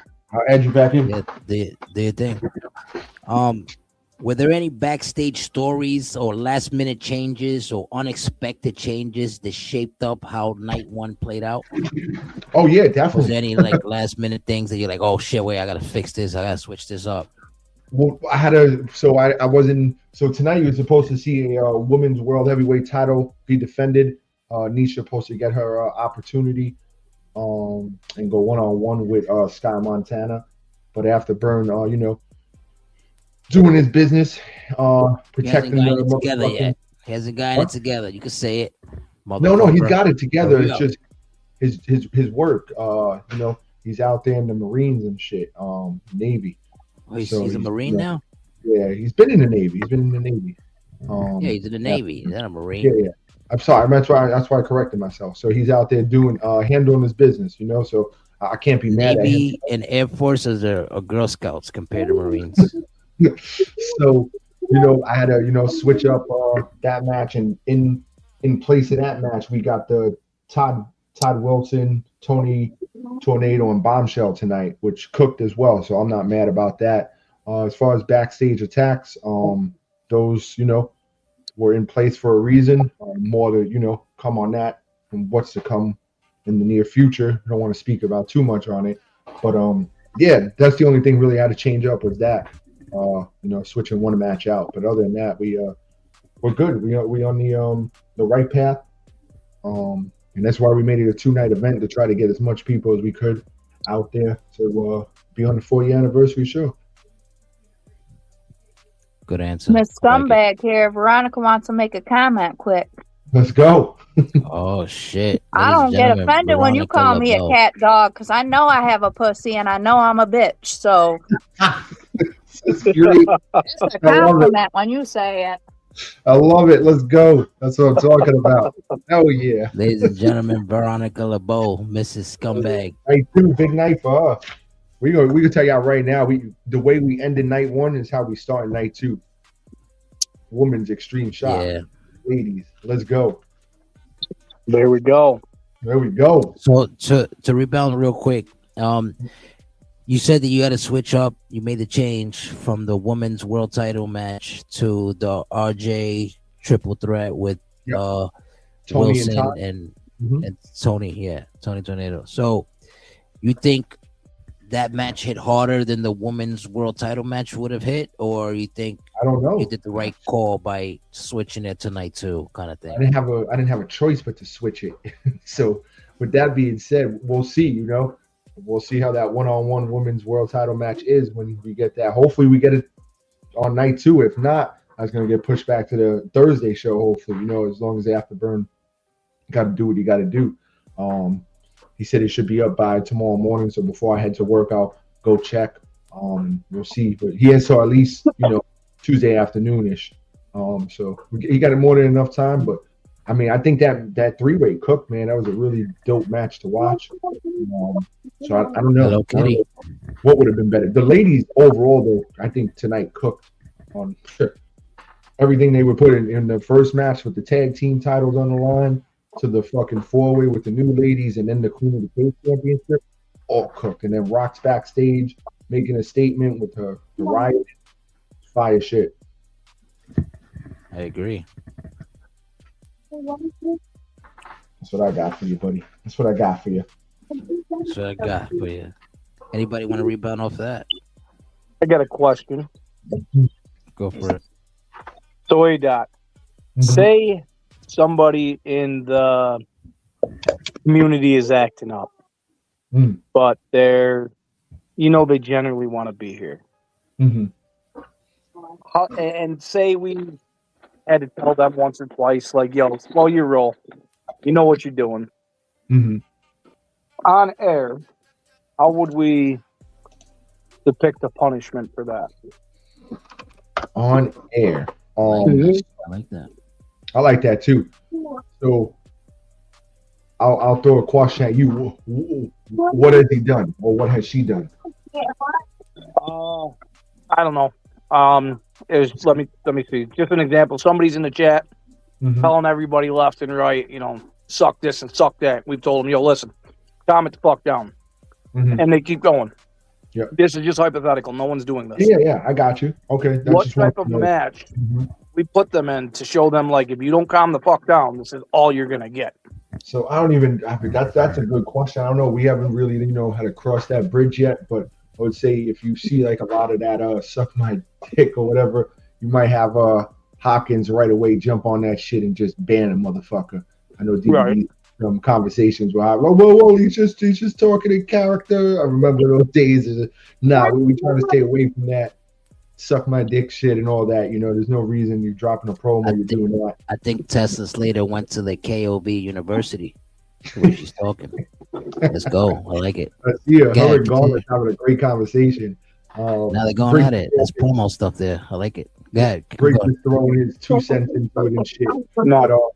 I think honestly, they'll jump on it real quick, man, and cut that shit out. I've seen a lot of nips, boom, boom, and there's no need for that, And especially now, if you feel, to a little more piggy off your question, like if you feel someone's, coming at you a little too much or whatever, and you can't take it, then do us a favor, hit me up, hit up DVD, hit up someone. Hey, can you talk to this person? And I think he's going a little too much. Can you check to see, But we'll give you that reinsurance that should probably going to just be in character, It's not going to be something for your personal shit, Just not calling out your real name. Say your real name is, I don't know, Anna Marie, Fuck Anna Marie. Then it's a little different. But if it's like, hey, fuck Amaya Bryan, that's too different, your character. We're not talking about your outside life. So, but we'll keep eyes on shit. Like I said, man, I want the good, positive feedback, the bad, the criticism, all that. Send it to me. If you feel someone's like out of line, let me know. I want to know. Yeah. Well, the reason I asked back off that. Yeah. I'm gonna say something on that too. But go ahead. Well, the reason I ask is because, last year we had some road bumps and stuff like that. Mm-hmm. So I wanted to get it out of the way going into this year to let everybody know, like, in reality, I knew there was no match option. Yeah. If you start stepping out of line, you will be dealt with swiftly. Mm-hmm. It's that simple. 100%. I think we should have like somebody that's like a official, like doing the job as a GM, where if none of us catch it, be like, all right, well, the GM caught it, and the GM took action into his own hands. Then he'll explain to you later, like, oh, listen, the reason I kicked this person or did this and that is because boom, boom, and boom, right? But like to rebound off the the shit that you were just saying, right? Like I say, to me, like, this is basically, it's not a question, it's basically like an answer. It's like, to me, like, a lot of people say they've been doing this shit for years. We're already clearly on the 4 years now. So I think by now we should all know how to like how to act when it comes to this shit. You know what I'm saying? So like you can't come out, even if it's just us 4 years, but some people have been doing it supposedly 15, 16, whatever years, right? So if these are the people that have been doing it for all those years, the decade or more, and you guys are the ones that don't know how to act. You guys don't know how to like separate real life from wrestling talk. You know what I'm saying? Like if I'm talking about Mad King, like, you know what I'm saying? Like, even though, like, you see how we got a storyline going and shit, like, a lot of people will get upset over that storyline. Like, if I wasn't like fully in tune and like know my place, how to do this E-Fed shit the way I know how to do it and the way he knows how to do it, we probably would have had some like real issues over this. We probably would have been on some like, yo, you know what? I'm done. I don't want to fuck around with GW and shit, or you know what I'm saying? Yeah. Like but we're having fun with it because whatever you did, like that shit got me hyped. So I'm like, all right, now I'm gonna go back at you with some other shit. You know what I'm saying? And every time when you're trash talking and shit in the room, like on purpose, I let people think that you're winning the conversations. Like I stop talking after you say something. You'd be like, oh well, look who it is. Like earlier today, you was like, oh, I was the leader of the house and shit. And I let that one go. I let a lot of shit go just so that's putting you over. Because at the end of the day, it's making it look like, oh well, yo, DVD, you're scared of this nigga, Mad King. Exactly. You get what I'm saying? But at the end of the day, it's like I'm playing my part in order for it to keep going and make it sell the way it's selling. You know what I'm saying? Well, I'm not gonna be on some like hypocrite shit and be like, oh, you know what? I don't like the way the story's going because it's not in my favor. I don't want to do this storyline. Or I don't want to work with him. You know? I think what a lot of people need to understand is, like, Dominic and Daniel behind the scene are close as fuck. Okay, we're brothers. DBD and Mad King right now are at each other's throats. DBD and Mad King are digital fucking characters who don't have a soul or an existence. So if you separate those two, you can have fun. I love this man, DBD. Mad King can't, or I love Daniel. Mad King cannot stand DBD right now, and DBD cannot stand Mad King. 100%. Yeah, I agree with that. And that's the other thing too. Like, it's same thing with A-Dot. Same thing with A-Dot, because I'm taking shots at him too. Talk about, oh, fuck this guy. And in the chats, even in the chats, like I'm always like throwing like to that. Like before I never used to do that. Before I used to always like, you know, like I used to always be like, yo, we get excited about A-Dot, crazy. Like that's the house. And you know what I'm saying? But now, since we're in this rivalry shit, now it's on some like, whenever I see an opportunity, I take a shot at him. You know what I'm saying? The same thing with me, you know? Shout out to Mr. Chiba coming down with that shirt today. Burn the house down. That shit was fire. That shit was fire. Oh, yeah. Fire. I was like, woo. But to piggyback off of y'all too, like you see how you just said, oh, how someone might get mad and be like, I'm out of here. I'm done with this shit, you know? He's winning in the story. All right, cool. He won this show. What are you gonna do now to come back and get your little revenge for, you know, the next show or whatever? Because if we're building the story, you know, if I have you fight Tuesday night, then what else do I have to do after that, right? Because then the story just ends quick after that, you know, boom. Unless you have something lined up, like for example, being motherfucking Fly Guy with Sergeant General and Fly Guy. I mean, tonight basically just getting started. That match, different type of match, 1-on-1, and I want to know what y'all thought about that in a second. That match with no weapons. But before we get into that, you have to be invested into the story and be able to come back from something that the guy you're going back and forth with did to you with the show before, to build it up so we could see, the backstage attacks. Anybody can win at any time. One week I could give it to you, next week you, maybe 2 weeks in a row this guy, and boom boom. I'm not going to play favorites when it comes to the anything, but especially the backstage attacks, because I want it to be like, oh shit, he got him this week, and you want it to be fair, right? You want it to be fair. Like 1 week, like for example, like if me and Matt King, like for example, the story that's going on with me and Matt King, like you will have 1 week where he's attacking me backstage and he gets the win over me and backstage, like he got the dominance, and then the next week it'll be like vice versa, it'll be the opposite. Yeah. Or in 2 weeks, continue that until right, and we'll continue that until we have the actual match. That way, the match 2K will decide who actually wins the rivalry, kind of shit. I get it. And that's the thing. A lot of people don't understand it like that. Yeah, it always comes around. Like I got stripped down to my damn tight. Mad King got stripped down to his tighties. That was fucking hilarious. A month later, a full month, Mad King beat the shit out of Jay Smoke in a skirt. It was a weighted out process. But it still came back around. Yeah. So you just gotta wait it out sometimes. You know what's crazy that I love about this shit that a lot of people didn't really catch? That we freestyle this whole story. We still are, right? But A Dot secretly has been cooking up this storyline since the beginning. Because remember when we never really had the right answer to what did DBD attack Matt King backstage, or did Matt King attack DBD backstage? Was that DBD wearing the mask and shit like that? We never really answered those questions because we didn't really have the answer to it. But A Dot secretly was setting that shit up to where we at now. You know what I'm saying? Yeah. So I had the answer. Played in perfect as global disaster. Go ahead, my bad. No, you're good. The answer was there, but the formula was thrown to me as, all right, this is happening, and then here you go, do what you got to do with it. So that made me sit back after that, and it took a couple of days. I broke it all down. I was thinking, like, what can I really do with this? Because you got an attack, you don't know who did the attack with the mask and shit. Who do I pin it on? Who do I? And that's when it just got me in the bag. It was hey, Demon X, I want you to go make me a mock-up of fucking Zay to look like DVD, to walk Mad King down to the ring, but it wasn't really DVD, and throw all types of shit in there to keep motherfuckers guessing, and oh man, who is that, or who did this and who did that. And then the other backstage attacks, if you go like on the TikTok and see that we played a couple weeks ago, where Mad King attacks DVD, but you can't see it because it's all fucked up. You don't know who attacked him. It's all fucked up, but we broke down that video to show you motherfuckers, like, boom, here you go. And then it all goes back to first attack, where Hitman is dressing up like DVD and putting out the attack. But Mad King thought it was Hitman. Thought it was DVD, but it wasn't. It was Hitman, so there's a lot that goes in. That can go so many different ways, too, because when I dropped that mask, I left it backstage with those pants after I found them. I don't know who got them.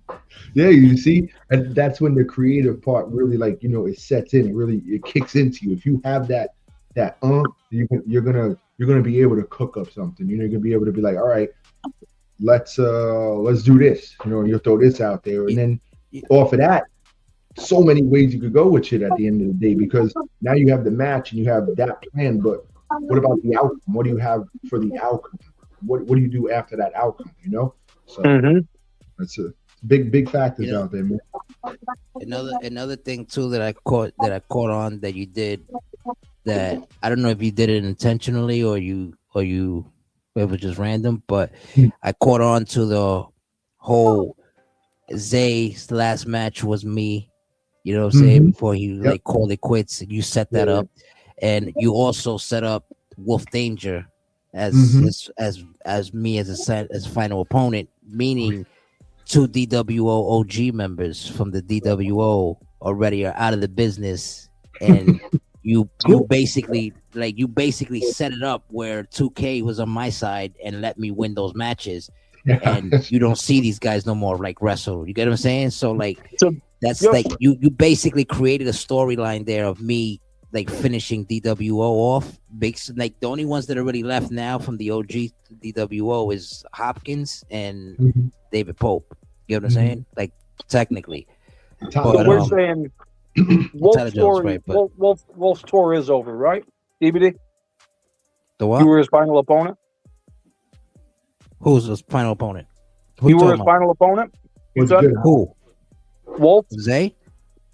No, Wolf. Yeah, Zay. Wolf, yeah. I was Wolf's. Well, technically I was because, Wolf is not 26, so he retired. Did you win that? Did you win that match? Yeah, he won. He won that match. You whooped his ass pretty good that match? I don't know about whooped his ass, but I won. Okay. But the thing, and you know what's the thing too that sets it up also, like A-Dot brought me back as the Reaper when I fought Wolf, basically, right? So it's like I buried him, right? And the Reaper is only out because of the betrayal from the Mad King shit, because that's the only reason that the Reaper is really existing. Because A-Dot was like, "Yo, you want the Reaper? We're gonna bring the Reaper in like this," and technically, we all know behind the scenes how the Reaper was gonna come in, and it's like everything, like the way the 2K gods like aligned it with the AIs and all that shit, like it worked in my favor. So like at the end of the day, it's working. You know what I mean? So like now we got to see how it reacts for like other storylines that I'm in. You know what I'm saying? So like honestly, if I was to have like a one-on-one with you kind of shit, like I would really hope that I would lose that match for the simple fact that it's like proven, like I told you from the beginning that I was always gonna like overpower you and overstep you, and like I used you basically. Like, you could use that like as like I always used you, and I always knew I was better than you, and I was always gonna prove it, and I proved it tonight, kind of shit. You know what I'm saying? So that way, But then it could also go the other way, where it's like, don't ever disrespect the teacher, and don't ever disrespect somebody or bite the hand that fed you and shit like that. You know what I'm saying? Where if I win, it will be on some like shit like that kind of thing too. We could use it on some shit like that. That's what I'm saying. You know. Remember a while back ago when I told you months and months ago I pulled the strings? You remember that? Yeah. Yep. I will tell you this. Tonight I have pulled a string. That's all I'll tell you. Yeah, everything lines up for the 10K. The whole 10K thing makes sense now with the Club Elite, all that shit. Everything makes sense. Back around. It does. Like that's why I was saying yesterday in the podcast that had nothing to do with eFeds. I was like, this man's a genius when it came to the storylines. And I was actually asking A-Dot a question about that too yesterday. I was like, yo, well, how do you feel like if they do to you what they did to those guys? Where somebody who's like in the business and like, yo, they like the way you do your shit and your storylines and all this and that, and they feel like, yo, well, why don't you do that for my company or do that for me? And then they don't wind up paying you. They just tell you, oh, well, I'll give you a fucking wrestling shirt or some shit autographed, stuff like that. If you're talking to me, you're going to talk to the whole global team, and we're going to be like, hey, this is what's happening. I see this shit day one right now. Boom. And then we get started. You feel me? Right. Other than that, yeah, we good. We chilling. Let's do if you don't mind, I'd like to ask a question here, DVD. Sure, go for it. I want to do a fantasy booking match. I'm gonna lay out a scenario, and I want to see A-Dot's creative mind at flow. One time, two people from different spectrums, 3 stages of hell match. Two people that are so far apart right now, you don't think could touch at this point, or maybe they have something down the road going, but who would you want to see right now in a fantasy match out of all companies, like anything under the umbrella? You could take RJ Bombshell from his boxing call versus I don't know. I know what you mean. Okay. Yeah. That is a good question. I mean, shit. Oh man. Well, could I see? That's an awesome question. It is an awesome question. I feel like I'm gonna ruin it. I can't answer because something's already kind of in the making of like some shit like that. But excuse me, I will say, I think a three stages of hell. I'm gonna go back to trying to finish Mr. Chiba and motherfucking Hitman, because they had some classics in 25 and 2K just didn't want them to actually have a winner. So I mean, if you really look at it, none of them have had a winner. So I would say those two, but right now, like after what I saw tonight, I'd want to see Inkslinger and Lazarus Hyde in the 3 stages of hell as well. I think they, to me, was like match of the night. Just because of how everything.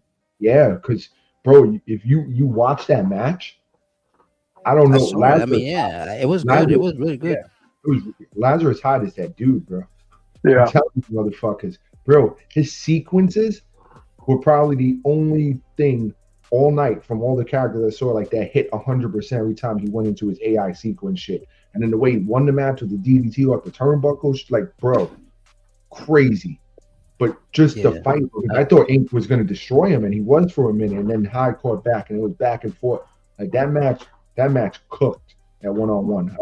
Oh yeah, match. And like I said, the sequences was just nuts, bro. Yeah. So, I like that. Ironically enough, I have grown fond of John Wigginton's product.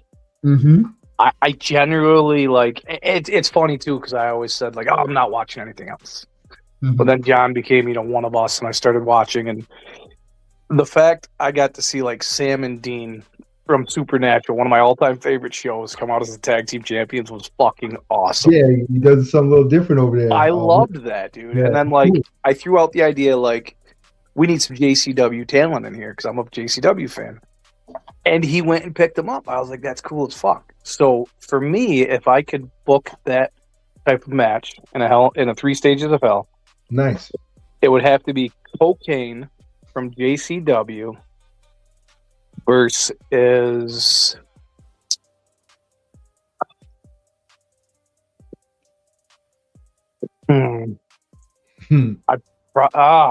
so many. Yeah, it's tough, bro. It is. I would like to see Cocaine from JCW in a GEW ring sooner or later, but I couldn't tell you who against. I was what do you call it? I was on the phone yesterday with Tolos. We were talking and shit, and he goes to me, "You got any celebrities fighting?" I was like, "Nah," because usually I'll do like some celebrity shit or whatever, but nothing this year at the anniversary show or whatever. We've had celebrities around this bitch. Oh yeah. We just wanted to give the platform to the motherfucking Yeah, definitely. The characters, the cause out here, the community. Yeah, the curb stomp too. Like that's what I'm saying. We're right on the tax too, bro. Like that sequence was poof. Shit. Shout out to the Bull Skull champ. You heard? DVD got 2 more questions. Let's go. I know. Yeah, I agree, man. That shit was. I could say that was match of the night, but then again, I liked that Isabella and the 4 ladies. I'm not mad if you pick that. Like there's no wrong match of the night except probably the motherfucking ladder match. Of course, I wouldn't call that match of the night. It was definitely a great match. I would have liked to, like I said, go a little longer, but I enjoyed the match overall. But definitely not match of the night for the ladder match. But yeah, that 4-way ladies was fire, bro. The card cooked tonight, man. There was a lot of great matches, man. Even the opening night, the tag team match, fucking Miss Ramon and Casey versus Dispatcher. That shit set the tone tonight. So 100%. Yo, so I was watching that. I was literally doing the daycare room for the people that are getting baptized next week that had kids. So me and my wife were in the daycare room when the show came on. And I turned the show on, and all I hear is, "It's motherfucking Anthony or Casey Hopkins," and I got the volume all the way up, and there's 4 and 5-year-olds all the way around me in a church. I'm like, "Oh no!" Yeah. So shit. You open your eyes up like, "Oh shit!" Yeah, dude, I had to hit that volume button quick. I got that surprise eye. It's never a dull moment when A-Dot's commentating. Yeah, you ain't kidding. Try not to be, bro. Try not to be. So basically, like what you guys were saying is gonna lead into the next question anyway, because it's basically like that. So, which rivalry or storyline gained the most momentum tonight, and now feels like a centerpiece heading into the future of GW? Future of GW, huh? Oh no! And before you answer that, like, I was gonna ask the question later, but like, it's basically a storyline question. So it's like, are we continuing the storylines from GW into the anywhere in the global umbrella? Or that's why you said that in the podcast where you wanted us to have like different characters if we wanted. We're just throwing it out there, to have like different characters, because I mean, if you watch wrestling, back in the day or even today, like you don't see, you didn't see Stone Cold. If he's in WWF, he's in WWF. You don't see him A, B, C, D, F, not over there. No, you're right. I know what you're saying.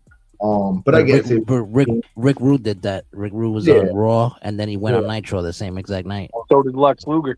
Yeah. Lex Luger so I mean, I get it. It was just something to throw out there, something a little different, and then also for you people, let's see how deep you can get into your creative bag, and some more shit to roll with, throw out there. Like I've seen Mad King's been doing it. I know Wiggy was thinking about doing it too. And it gets you like cooking the creative side, but.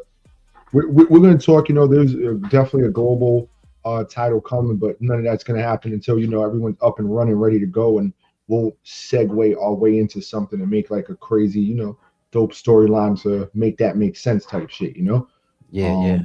Because I wanna ask the question to the global umbrella team too when we get them all again, because we're gonna have another podcast. I'm waiting for you guys to have at least one PLE each in order to have all of y'all in the same podcast again, and then ask y'all like how we're doing in 26 compared to the past. You know what I'm saying? So okay, gotcha. Yeah, but yeah, I just wanted to know that because I wanted to like see what's going on with that. Like, you know what I mean? Yeah.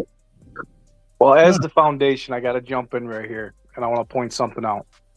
Because I am so gracious to all of you, I want to point out that your boss just identified all of you guys as you people. This is the guy you work for. What do you mean, you people? Slowly wrestlers, What do you mean, sits in you his people? office on his perch. I got a question. How about A. Monopoly? That shit's never dropping like It's GTA dropping. 6. Dad, I ain't giving up hope. I want that. No, it's dropping. I still need, bro. I didn't have time. Vacation coming up. Nobody's That's hitting racist. me up. Racist. Nobody's hitting me up. It's because we're the Zay's new a people. piece of shit.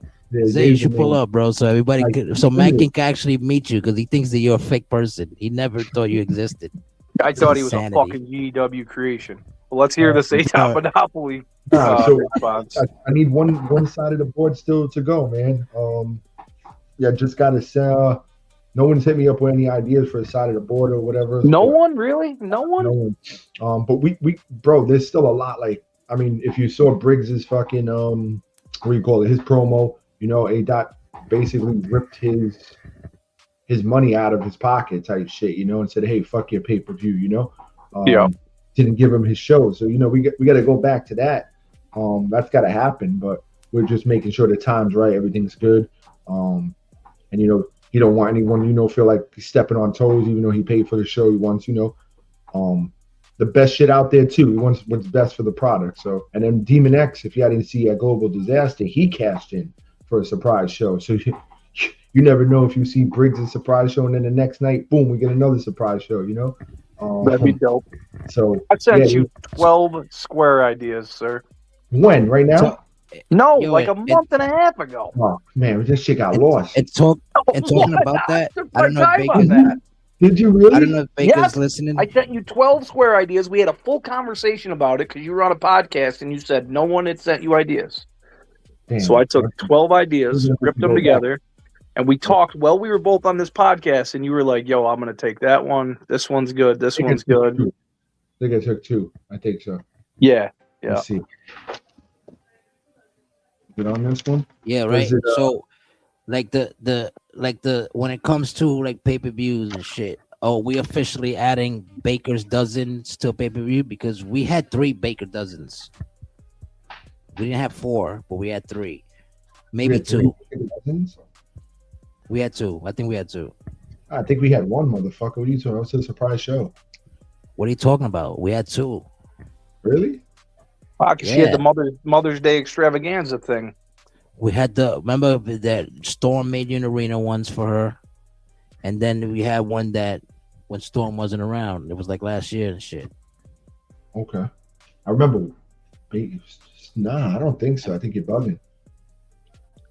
Well, maybe I am. I don't know. Yeah, I think the whole you're point bugging. is, if I'm bugging, ladies and gentlemen who's listening, and if y'all know, say I something. think we only had one. I think he actually was gonna make me arena, but we didn't. So I don't remember what happened or whatever. Something happened. 1 in 22 and 1 in 24. Yeah, we had 1 in 22. They're gonna make me go back and look. I told you. I knew we wasn't bugging. Yeah, because this nigga Storm made one for you. Yeah.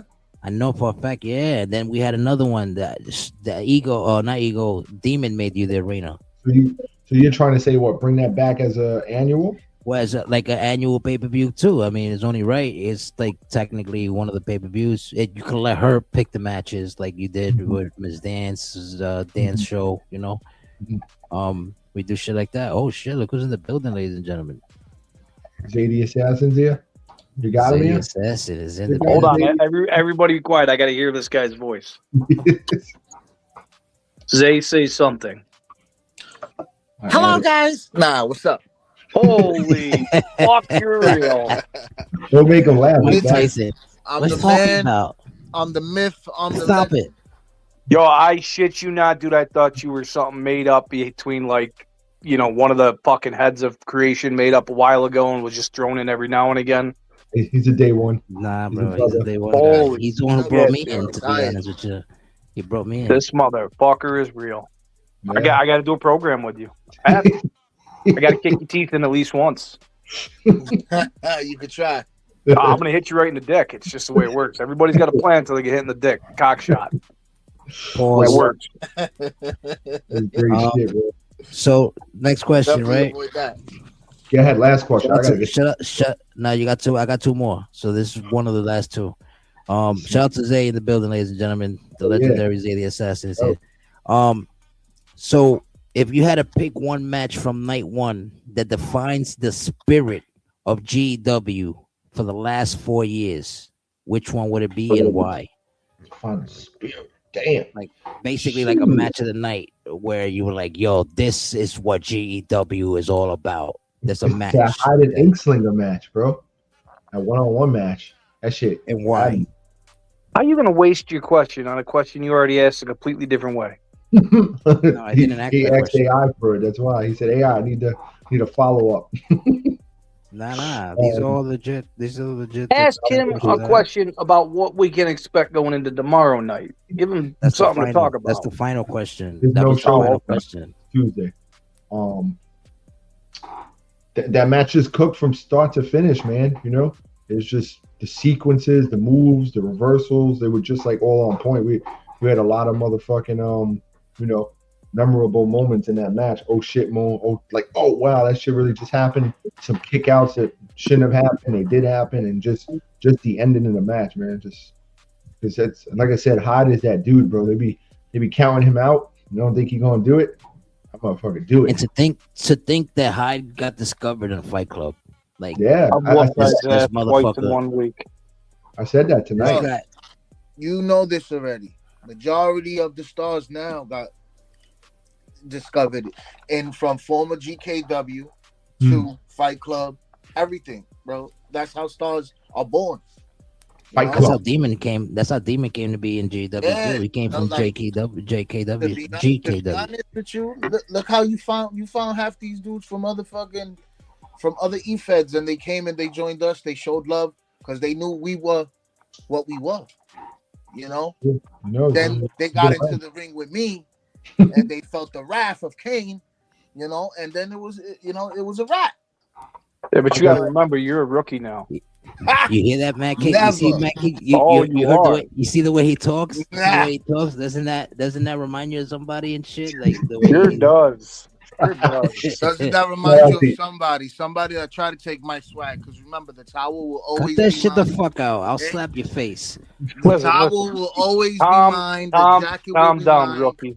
Calm down, Listen, rookie. at the end of the day, if you ever watch those old videos, who was in my shadow? Who was riding my coattails? You're a little nigga. You're a little nigga. Whenever who lost in all these tag matches? You hear me? You under me. You on the meat Never. nigga. Listen, I had to leave. Raise your hand when you speak. I needed to make Raise more your money. hand before you wasn't speak, and paying I'll me call enough. you, and I'll say you can wasn't speak. paying me enough. I needed to make more money. I know you went to GTA and caught. You went to GTA and caught AIDS. More money. I became a kingpin. But don't worry. I'll tell you one thing right now. No, real shit. Do y'all remember that when Zay was like falling out of it, got out GTA? It was so hard to get him back in here, bro. He was like, "Yo, I'm bro." Yo, he was like, "Nah, man, I got like 3 baby mamas, and they all sluts on fucking Grove Street." You went to GTA and caught AIDS, bro. You got on the mind, bro. Out there, bro. I had a crowd sign. I had a crowd sign that said Zay got AIDS in GTA. Bubba's gonna show the GW way, because remember he was the youngest champion there. Oh yeah. He got a little older. Yeah. He got very much wiser, and he's ready to fucking kick some teeth in. Wait, who's Bubba? His son. Bubba Watson. Okay. I haven't heard about him. Is he real or is he made up? Yeah, he's real. Yeah, no, he's real. He's real. Okay. I honestly, I thought you were fucking fake for a year and a half, dude. So I'm still. Yeah, I got told that story. I was like, "What?" DVD, we grew up together. You know, we fucking played in the sandbox and all that. No, literally. Listen, we used to call A-Dot Mr. Wiggles. We used to call A-Dot Mr. Wiggles because his ball white chocolate was vicious. No shit. I think I've heard that story. Yeah, man. Balls out. Still balling out. Ball handling game was vicious. Yeah. A-Dot stayed with a ball in his hand. We had to start calling him A-Dot Raheem. A-Dot was the next Mike Bibby. Yeah, man. They used to call him white chocolate. That's crazy. I think me and you are gonna get along fine, Zay. Yeah, we cool people. Bro, that's what I was trying to tell Zay. I was telling Zay the other day. I was talking to him in private, like through text and a phone call. I was like, "Yo, Matt King is literally like our spiritual brother that we didn't have in physical form and like growing up, but he's just like us, bro." Like, there's a reason that the good Lord took so long to put us together. Thank God. Now that we're adults and matured, thank God we know. But I know for a fact that we would have met like during the time that we were younger, like teenagers, we would not be here right now. Oh no, one of us would be dead and the other would be in a fucking clinic somewhere. Yeah, we wouldn't be having this conversation. Trust me. Listen, I got hit by a car. DVD thought I was dead. Yeah, on his bike. Yo, this fucking guy, he gets up before I ask the last question. This guy gets hit by a car. He gets up and walks to his house, which is like 5 blocks away, and go gets his pops so his pops could put hands on the old man that fucking hit him with the car. So, I was like, yo, and his pops is a brolic dude at the time. Like his pops was like solid, pure muscle. Like, yo, no body fat. It was all muscle. Like a big dude, a big Puerto Rican motherfucker. Like this question for it's crazy. It's crazy. From Pulos, not from me. You want to know what's up with the Taino Warrior and Lady Unknown? Ooh. Yo, I'm limited, bro. I'm limited. I know. I'm limited, man. I'm gonna have to talk to you, A-Dot, about a fucking Xbox or something. Get me a one. Because I sold my shit. I'm a PC guy now, and fucking 2K, you know, 2K. Fucking idiot. Why would you sell your Xbox? Why wouldn't I didn't Why wouldn't he? It's trash. It's a paperweight. No, it's bro, not. I got a PC, bro. Listen, you know, not to brag on that. My PC's fucking probably worth like 6-7 Xboxes. You know, I wasn't gonna, you know, bro. My Xbox was collecting dust. I'm on this shit. This shit is just like it's like a new horizon. You can do everything. Definitely is. No, he's not lying, man. PC. You know, it's you know, from a PC to a console, you're so limited on console. You go to the PC, like yo, you could just go. You could do this. You could do that. You could do that. You could do this. You know, but yeah, Lady Unknown and Taino Warrior. Yeah, we got a whole little bit of Bubba in them. You know, Bubba's in them. Where did Tolos ask this question? I don't see this question. Bro, me and him talking on the phone. You said they were talking yesterday. Where'd you miss that part of the conversation? Crazy Fox called First Lady. They were talking on FaceTime. We were talking to the kid, our godson Jabari. And then Tolo was like, "Yo," and then he passed me the phone. We were just like 30 minutes talking, talking about life and then GW and shit. What I had planned and what what to look forward to. He asked about Zay. He was asking about everybody. So shit. No doubt, but they'll definitely make an appearance. They'll probably just be on Fight Club and work their way up. They had because they didn't get signed to GW yet. But if you're willing to take people, I'll definitely make a template and cool. You on the definitely. We got the creative team, man. We got over here. Shit. Yeah. So Tyler Jones can help you with templates. Yeah, definitely. Tyler Jones will be the guy. That's the right. He'll turn you into Mr. 22. Oh man, what's your final question, man? Let's go. You'll be Mr. 2021 again in no time. Briefcase, I hate it on.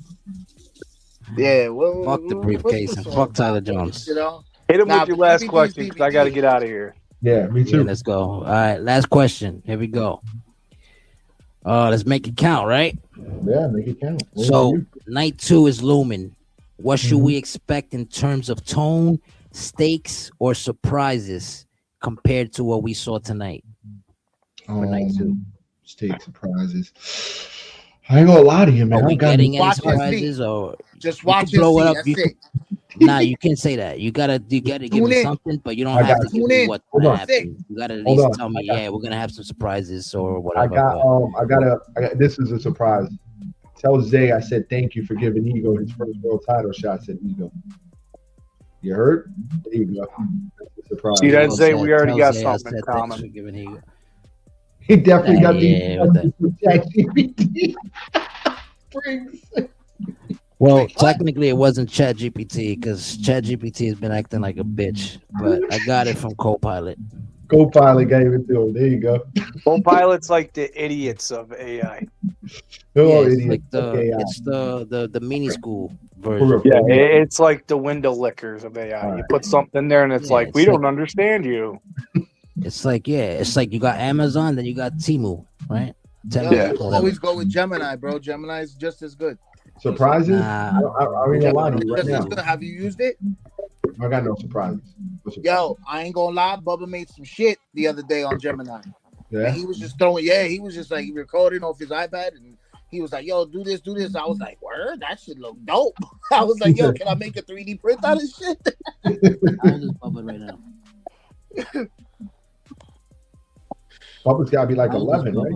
Nah, almost. He'll be 11. He'll be 11 this June 26th. He'll be 11. Oh. He's graduating, going to the 6th grade.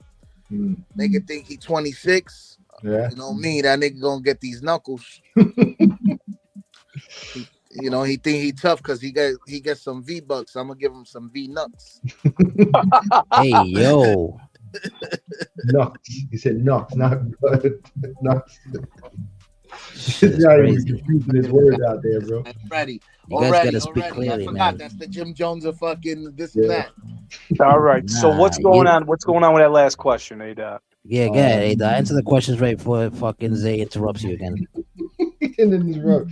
Fucking I got no surprises, man. Night 2 is gonna be full madness in the ring. We got Hardcore Championship on the line, Blood, Sweat, and Tears Championship on the line, Tag Team titles on the line, World Championship on the line. A-Dot gonna smack 2 bitches, D and Mad King, and then drag them bitches across the ring. You heard?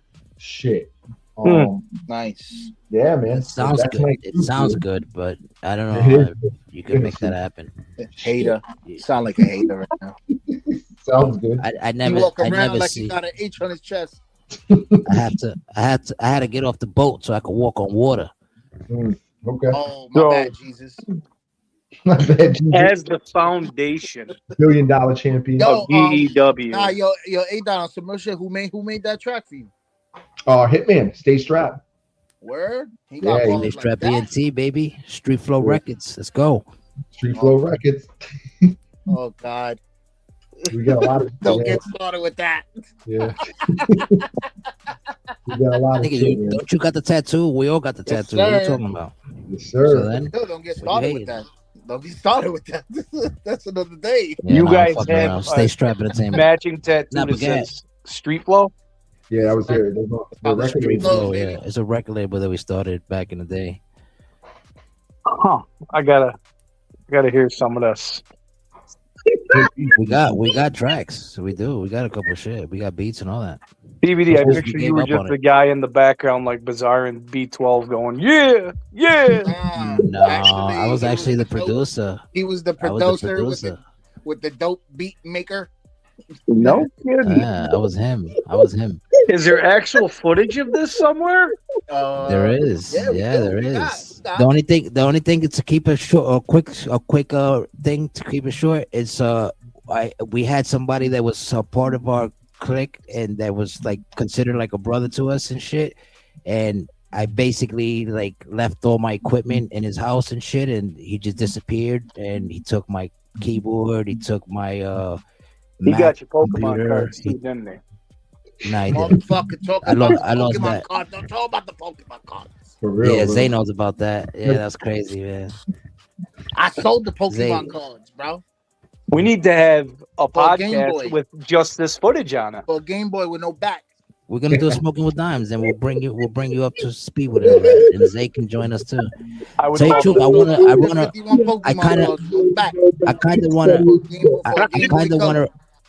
I kind of want to run a podcast with Zay and shit. Like, you know what I'm saying? Like, because I That'd think be me and him great. will cook. You know? Definitely. Yeah. Yeah, see, but I'm running it off my phone, so you're gonna have to like send me a link so I can put it on my PC. Cause I got Yeah, all of the, course. I got the better. Who the fuck? I got the Wait, better did he mic. just call you Steven? No, he said put it on his PC. I was about to say your name's never going back. You're Steven from now on. Steven. Fuck said Steven. Oh, Steven from Daniel. Can, But can anyway, they you got legal bit? Can we? answer the question before you guys leave. What is it? Okay, Steve. The question. I answered it. What are we expecting from night 2? That He just told you. I told you. His name's Steve. He said he said no. he said there's no He's got no surprises. surprises. It's straight up. That's exactly what he said. He said Yeah. no Is he surprises. being He didn't say punked? nothing else. Yes, I did. Bro, he said he's dropping mad championships. You just said, bro, he said all the belts that are gonna be up. Madness He in the denied ring. him. I'm I'm gonna be honest with you. All I heard was no surprises, and I'm gonna smack 2 bitches tomorrow, 2 cat dogs. That's what he said said he's after gonna all drag the them belts across the that rings. that he promoted. Yeah, that's Well, what I listen, said. I'll tell you this much. As your interim GM, and as the foundation of this very company that all you pathetic dirtbags have been allowed into, keep your eyes open Tuesday. Because as much as I truly hate carrying all you slime buckets on my back like I have for the last Hey, you like slime X buckets amount on of your back? time. Hey, yo. where like a Jansport. we're gonna move forward here and do how we do. Zay, when you work your way back up to being a vet rookie, then I'd like to see you in my office. Guaranteed it won't take long, I'll tell you that. It'll take as long as I want it to. It's gonna take. You're probably gonna be at 27. You'll probably see him in your office because by the time he gets back up in the ranks, he's under me. So I'll Well, I probably mean, climb the ranks fast. here's how it's gonna work. He's gonna start going, and then he's gonna go to GTA 6 and catch gonorrhea, and we'll never see him again. That's So- correct. Well, GTA 6, by the time that comes out, you know, Bubba's gonna have his kids and then his grandkids. Yeah, that ain't coming out. That's when it's gonna Oh, come no, out. we won't do that. I probably You won't be ain't around. fucking kidding. Yeah, we disappointed. We'll be in the No, ground nah, before that'll that be that'll shit be comes that'll out. be around the same time A. Monopoly comes out. There you go. Oh, relax, buddy. Didn't even know about it. Now. No pun intended. All right, gentlemen, I am out of here. You Before guys you enjoy leave, your night. go back and watch that VOD. You heard? Yes, I definitely will You tonight. can answer this question I have for the people who saw the show. What was your input from 1 to 10? How do you rate tonight's show? I rated a fucking 10. A motherfucking 10. I give it a perfect 20. Perfect 20. From the beginning to the end. Fucking David Kiss ass, bro. That shit had me intrigued, bro. Listen, A-Dot, besides me, I'm on commentating, A-Dot's top notch. Me and A-Dot, we go back to back, bro. I'll commentate, and me and A-Dot was to get on the motherfucking mic. We gotta work on that. We gotta try to find a way to get us like. It'll be crazy. And DVD, you can't lie about that, man. You can't lie. All I want to hear is someone say he hit him in the fotch. All I want to hear is Zay on commentating saying he hit him in the fotch. Hit him in the right in the fucking fotch. You know who was great for Zay, bro? We really like brought Zay out the whispered shit. How he would be the whispering and then he would out of nowhere, yo. That shit was great, bro. It was classic. Yo. He's tossing them like a sack of potatoes. Yo, I used to fall asleep through half those matches. And still be up. I swear. I don't know how. Yo, I used to get good sleep. I used to be ready. All of a sudden, I'll just be like zoned in. I don't know. That's great. Cocaine's a hell of a drug. Cocaine's a hell of a drug. What about you, DVD? I think, honestly, I think it was. I know a little bit. I want to agree with the whole 10 for 10 thing. The thing that I know is that tomorrow not tomorrow, the next night too. Yeah, Tuesday night too. I know for a fact it's gonna like top this one, and not because of the talent or anything like that, but because there's less matches, but you're gonna see more ruthless shit. You know what I'm saying? Because tonight we have 10 matches, and tomorrow night 2 we're gonna have 11 tonight. We had 11. Yeah, we know. Today was 11 matches, no? Yeah. Right. Was 11. So if today was 11, that means that the next night is gonna be how many? 9 matches. 9 matches, correct? Yeah, I got 9. And of those 9 matches, that's just gonna hit because tomorrow you're gonna see the Tuesday, not for night, but you're gonna see like a bigger, kind of somewhat bigger names, because I kind of see night 1 was more of the new guys that came in new, and the new girls and shit. They fought a couple vets and whatever and shit. But night 2 is gonna be more of a mixture of the top guys. Yo, fellas, we gotta step it up. These women are taking over, bro. Yeah, women. Of course they're fucking guys. Yeah, they're fucking guys. Most of them are guys. Oh man, I fucking can't with you guys, bro. What? Wait. These women. Excuse me? No. What do you mean what? You know what? They got fucking meat sticks hanging. Oh my God. They got Slim Jims. Pause.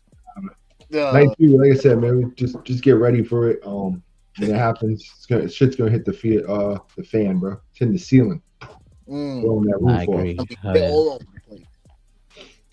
Yeah, we ready, man. We is ready.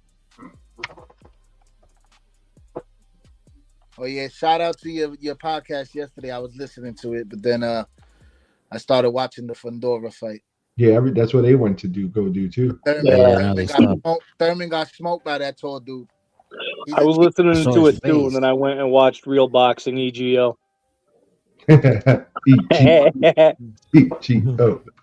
That dude's a big ass cheat code. That's hilarious. That's good. That's what's up though. Y'all going 4 years strong, man. Yeah, man. We trying, bro. This is one person, bro. I remember. I don't know if you remember.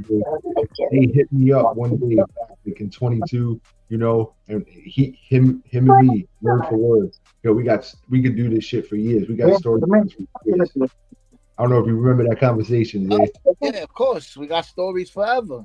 Hell yeah, bro. And you know what's crazy? Our storylines ain't trash. Yeah, they're not, bro. Our storylines are crazy.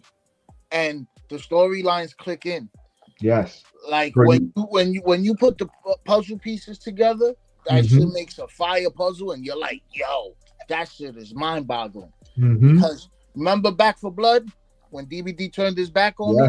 Yeah. That was crazy. I knew nothing about it. Baptized in blood. Yeah.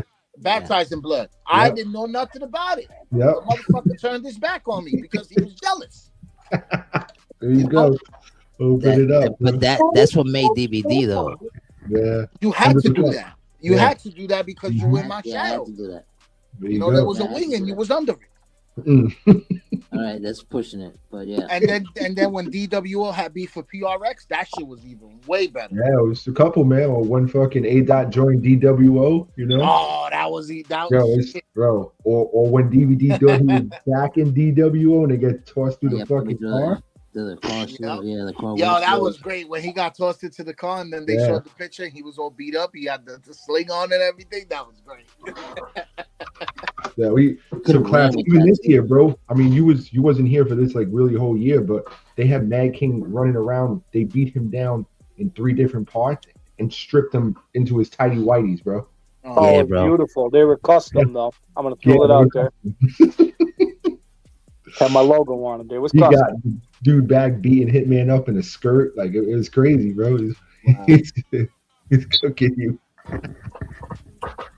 We had fun this year. I know a lot of you. Yeah, we did. We had a lot of fun. Or back in 23, where men and women couldn't fight. We had ladies throwing men through the fucking tables backstage. Like, we did that shit for 2K. Oh, shit, we gotta get this shit to happen. I was the whole time laughing. What the fuck? No, we cooking, bro. So, Zay, are you coming back or what? Am I coming back? I'm already back. I ain't seen your ass and fucking since you was a figment of just listen, the assassin's not coming back. Bubba's coming back. Bubba's coming back, but he's not gonna come back when y'all want him. He's coming back when he wants to. What if no one wants him? It don't matter. He's there, bro. The CEO already told me. So you're just listen. You're just a notch on the totem pole. You know, you're just a little notch. Yeah. He could get rid of you in a minute. He's the intern GM supposedly. That's a fun thought for you. He's the intern GM. You know, I'm like herpes, baby. I don't go away. You know, they asked him, "Yo, would you like to take this position?" And he didn't really want to, but he was like, "All right." No pay. Yeah, would you want to be GM? No pay. Oh, no one asked me. I had to step up because no one else would do it. That's why I'm the fucking foundation. Okay. I love it. All right. I love this shit. So when you decide to don't get paid, boy fans in the rookie area, I'll give you a match, even though you probably don't deserve it. Oh shit! Anytime you want to step into the square circle with Bubba, you just make that match. You don't want Bubba, you want Zay. You gotta earn that. He said, "I don't want Bubba." Oh, he wants Zay. Damn, Zay's gonna have to dust off the kick pads and the boots. Zay you don't have to because I retired him. Leave him where he's at. Oh, here we go. Pull out the violins. Pull out the trumpets. I retired Zay. Listen, Zay's easy to beat, bro. I'm easy to beat. Okay.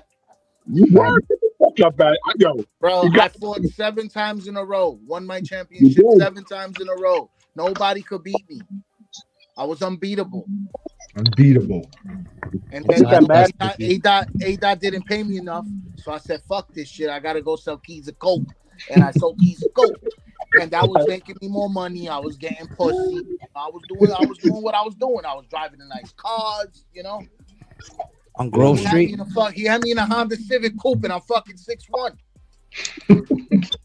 You gotta take the company card and buy hookers and cocaine like Mad King does.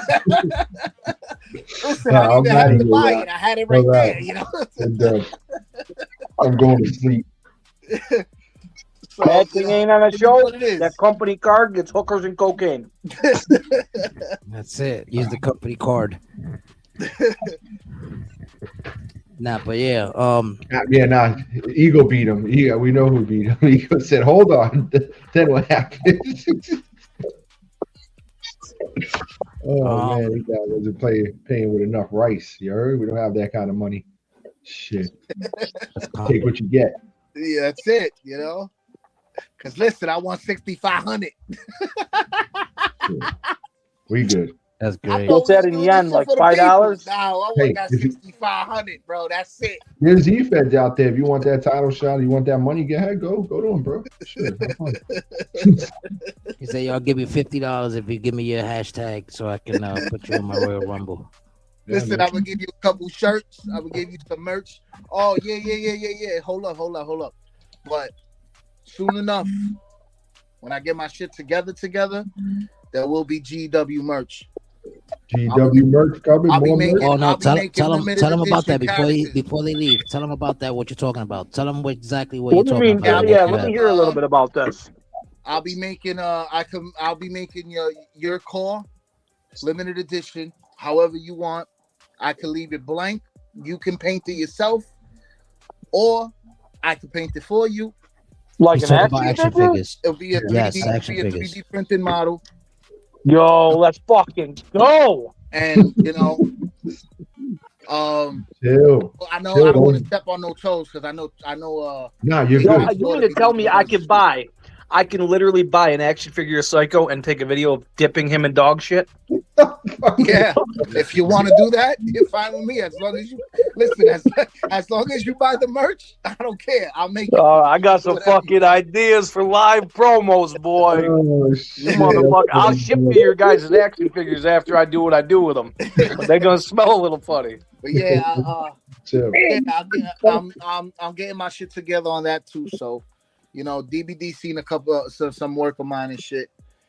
Like the thing is with this, right? Where like the actual merch, like you can actually do like you could do stuff where like you could make action figures, for example, right? And since you don't have them colored or whatever, you could put them for a decent price where you can make a profit out of it, and we'll buy them from you legit. You know what I'm saying? And then if we have to paint them over, whatever. If you want to do the painting over and shit too, whatever too. But yeah, what I was really thinking was like we should make like the GW belts, like the way like in plastic version kind of shit, and have that shit.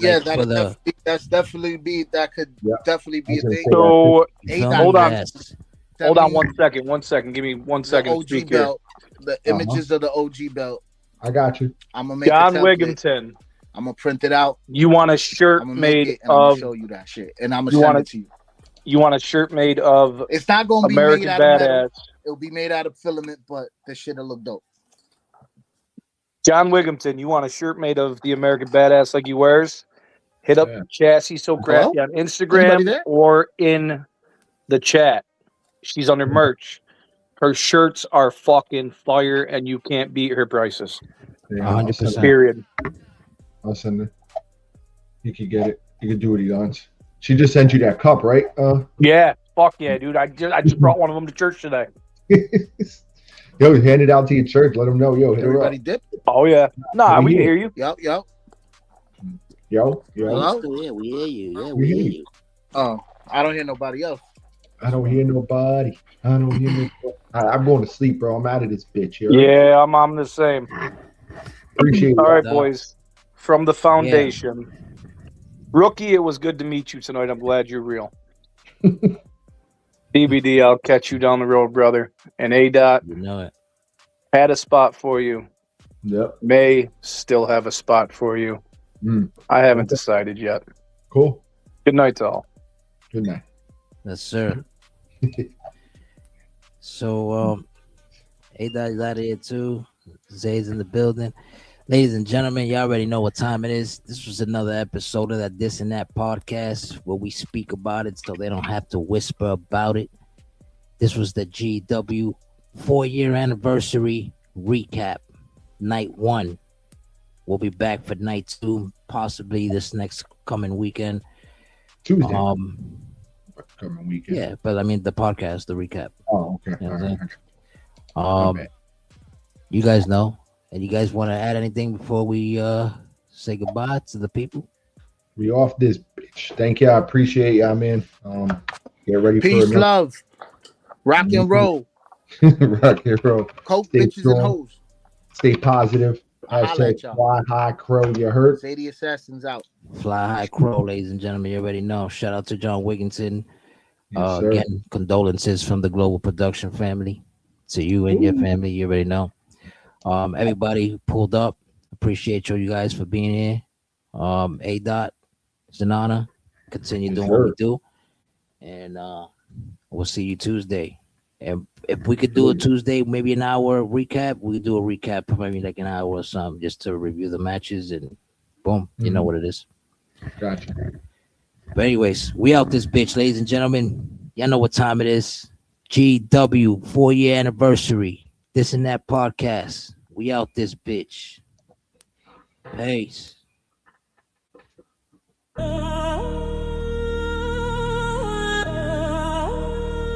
Yeah.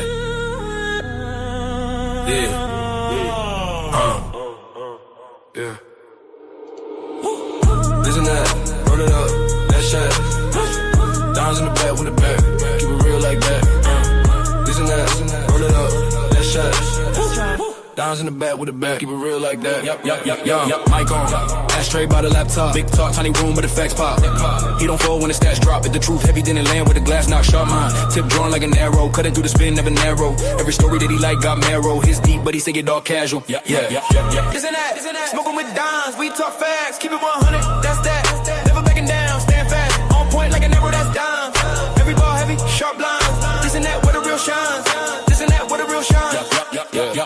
Late night, conversation in the smoke ring. Hard truth, make a broke man grow wings. That's why, to the whole thing cave in. If it sound fake, watch him go and erase it. Cold clear, what he say, he stand on same tone. All fair, the can go on.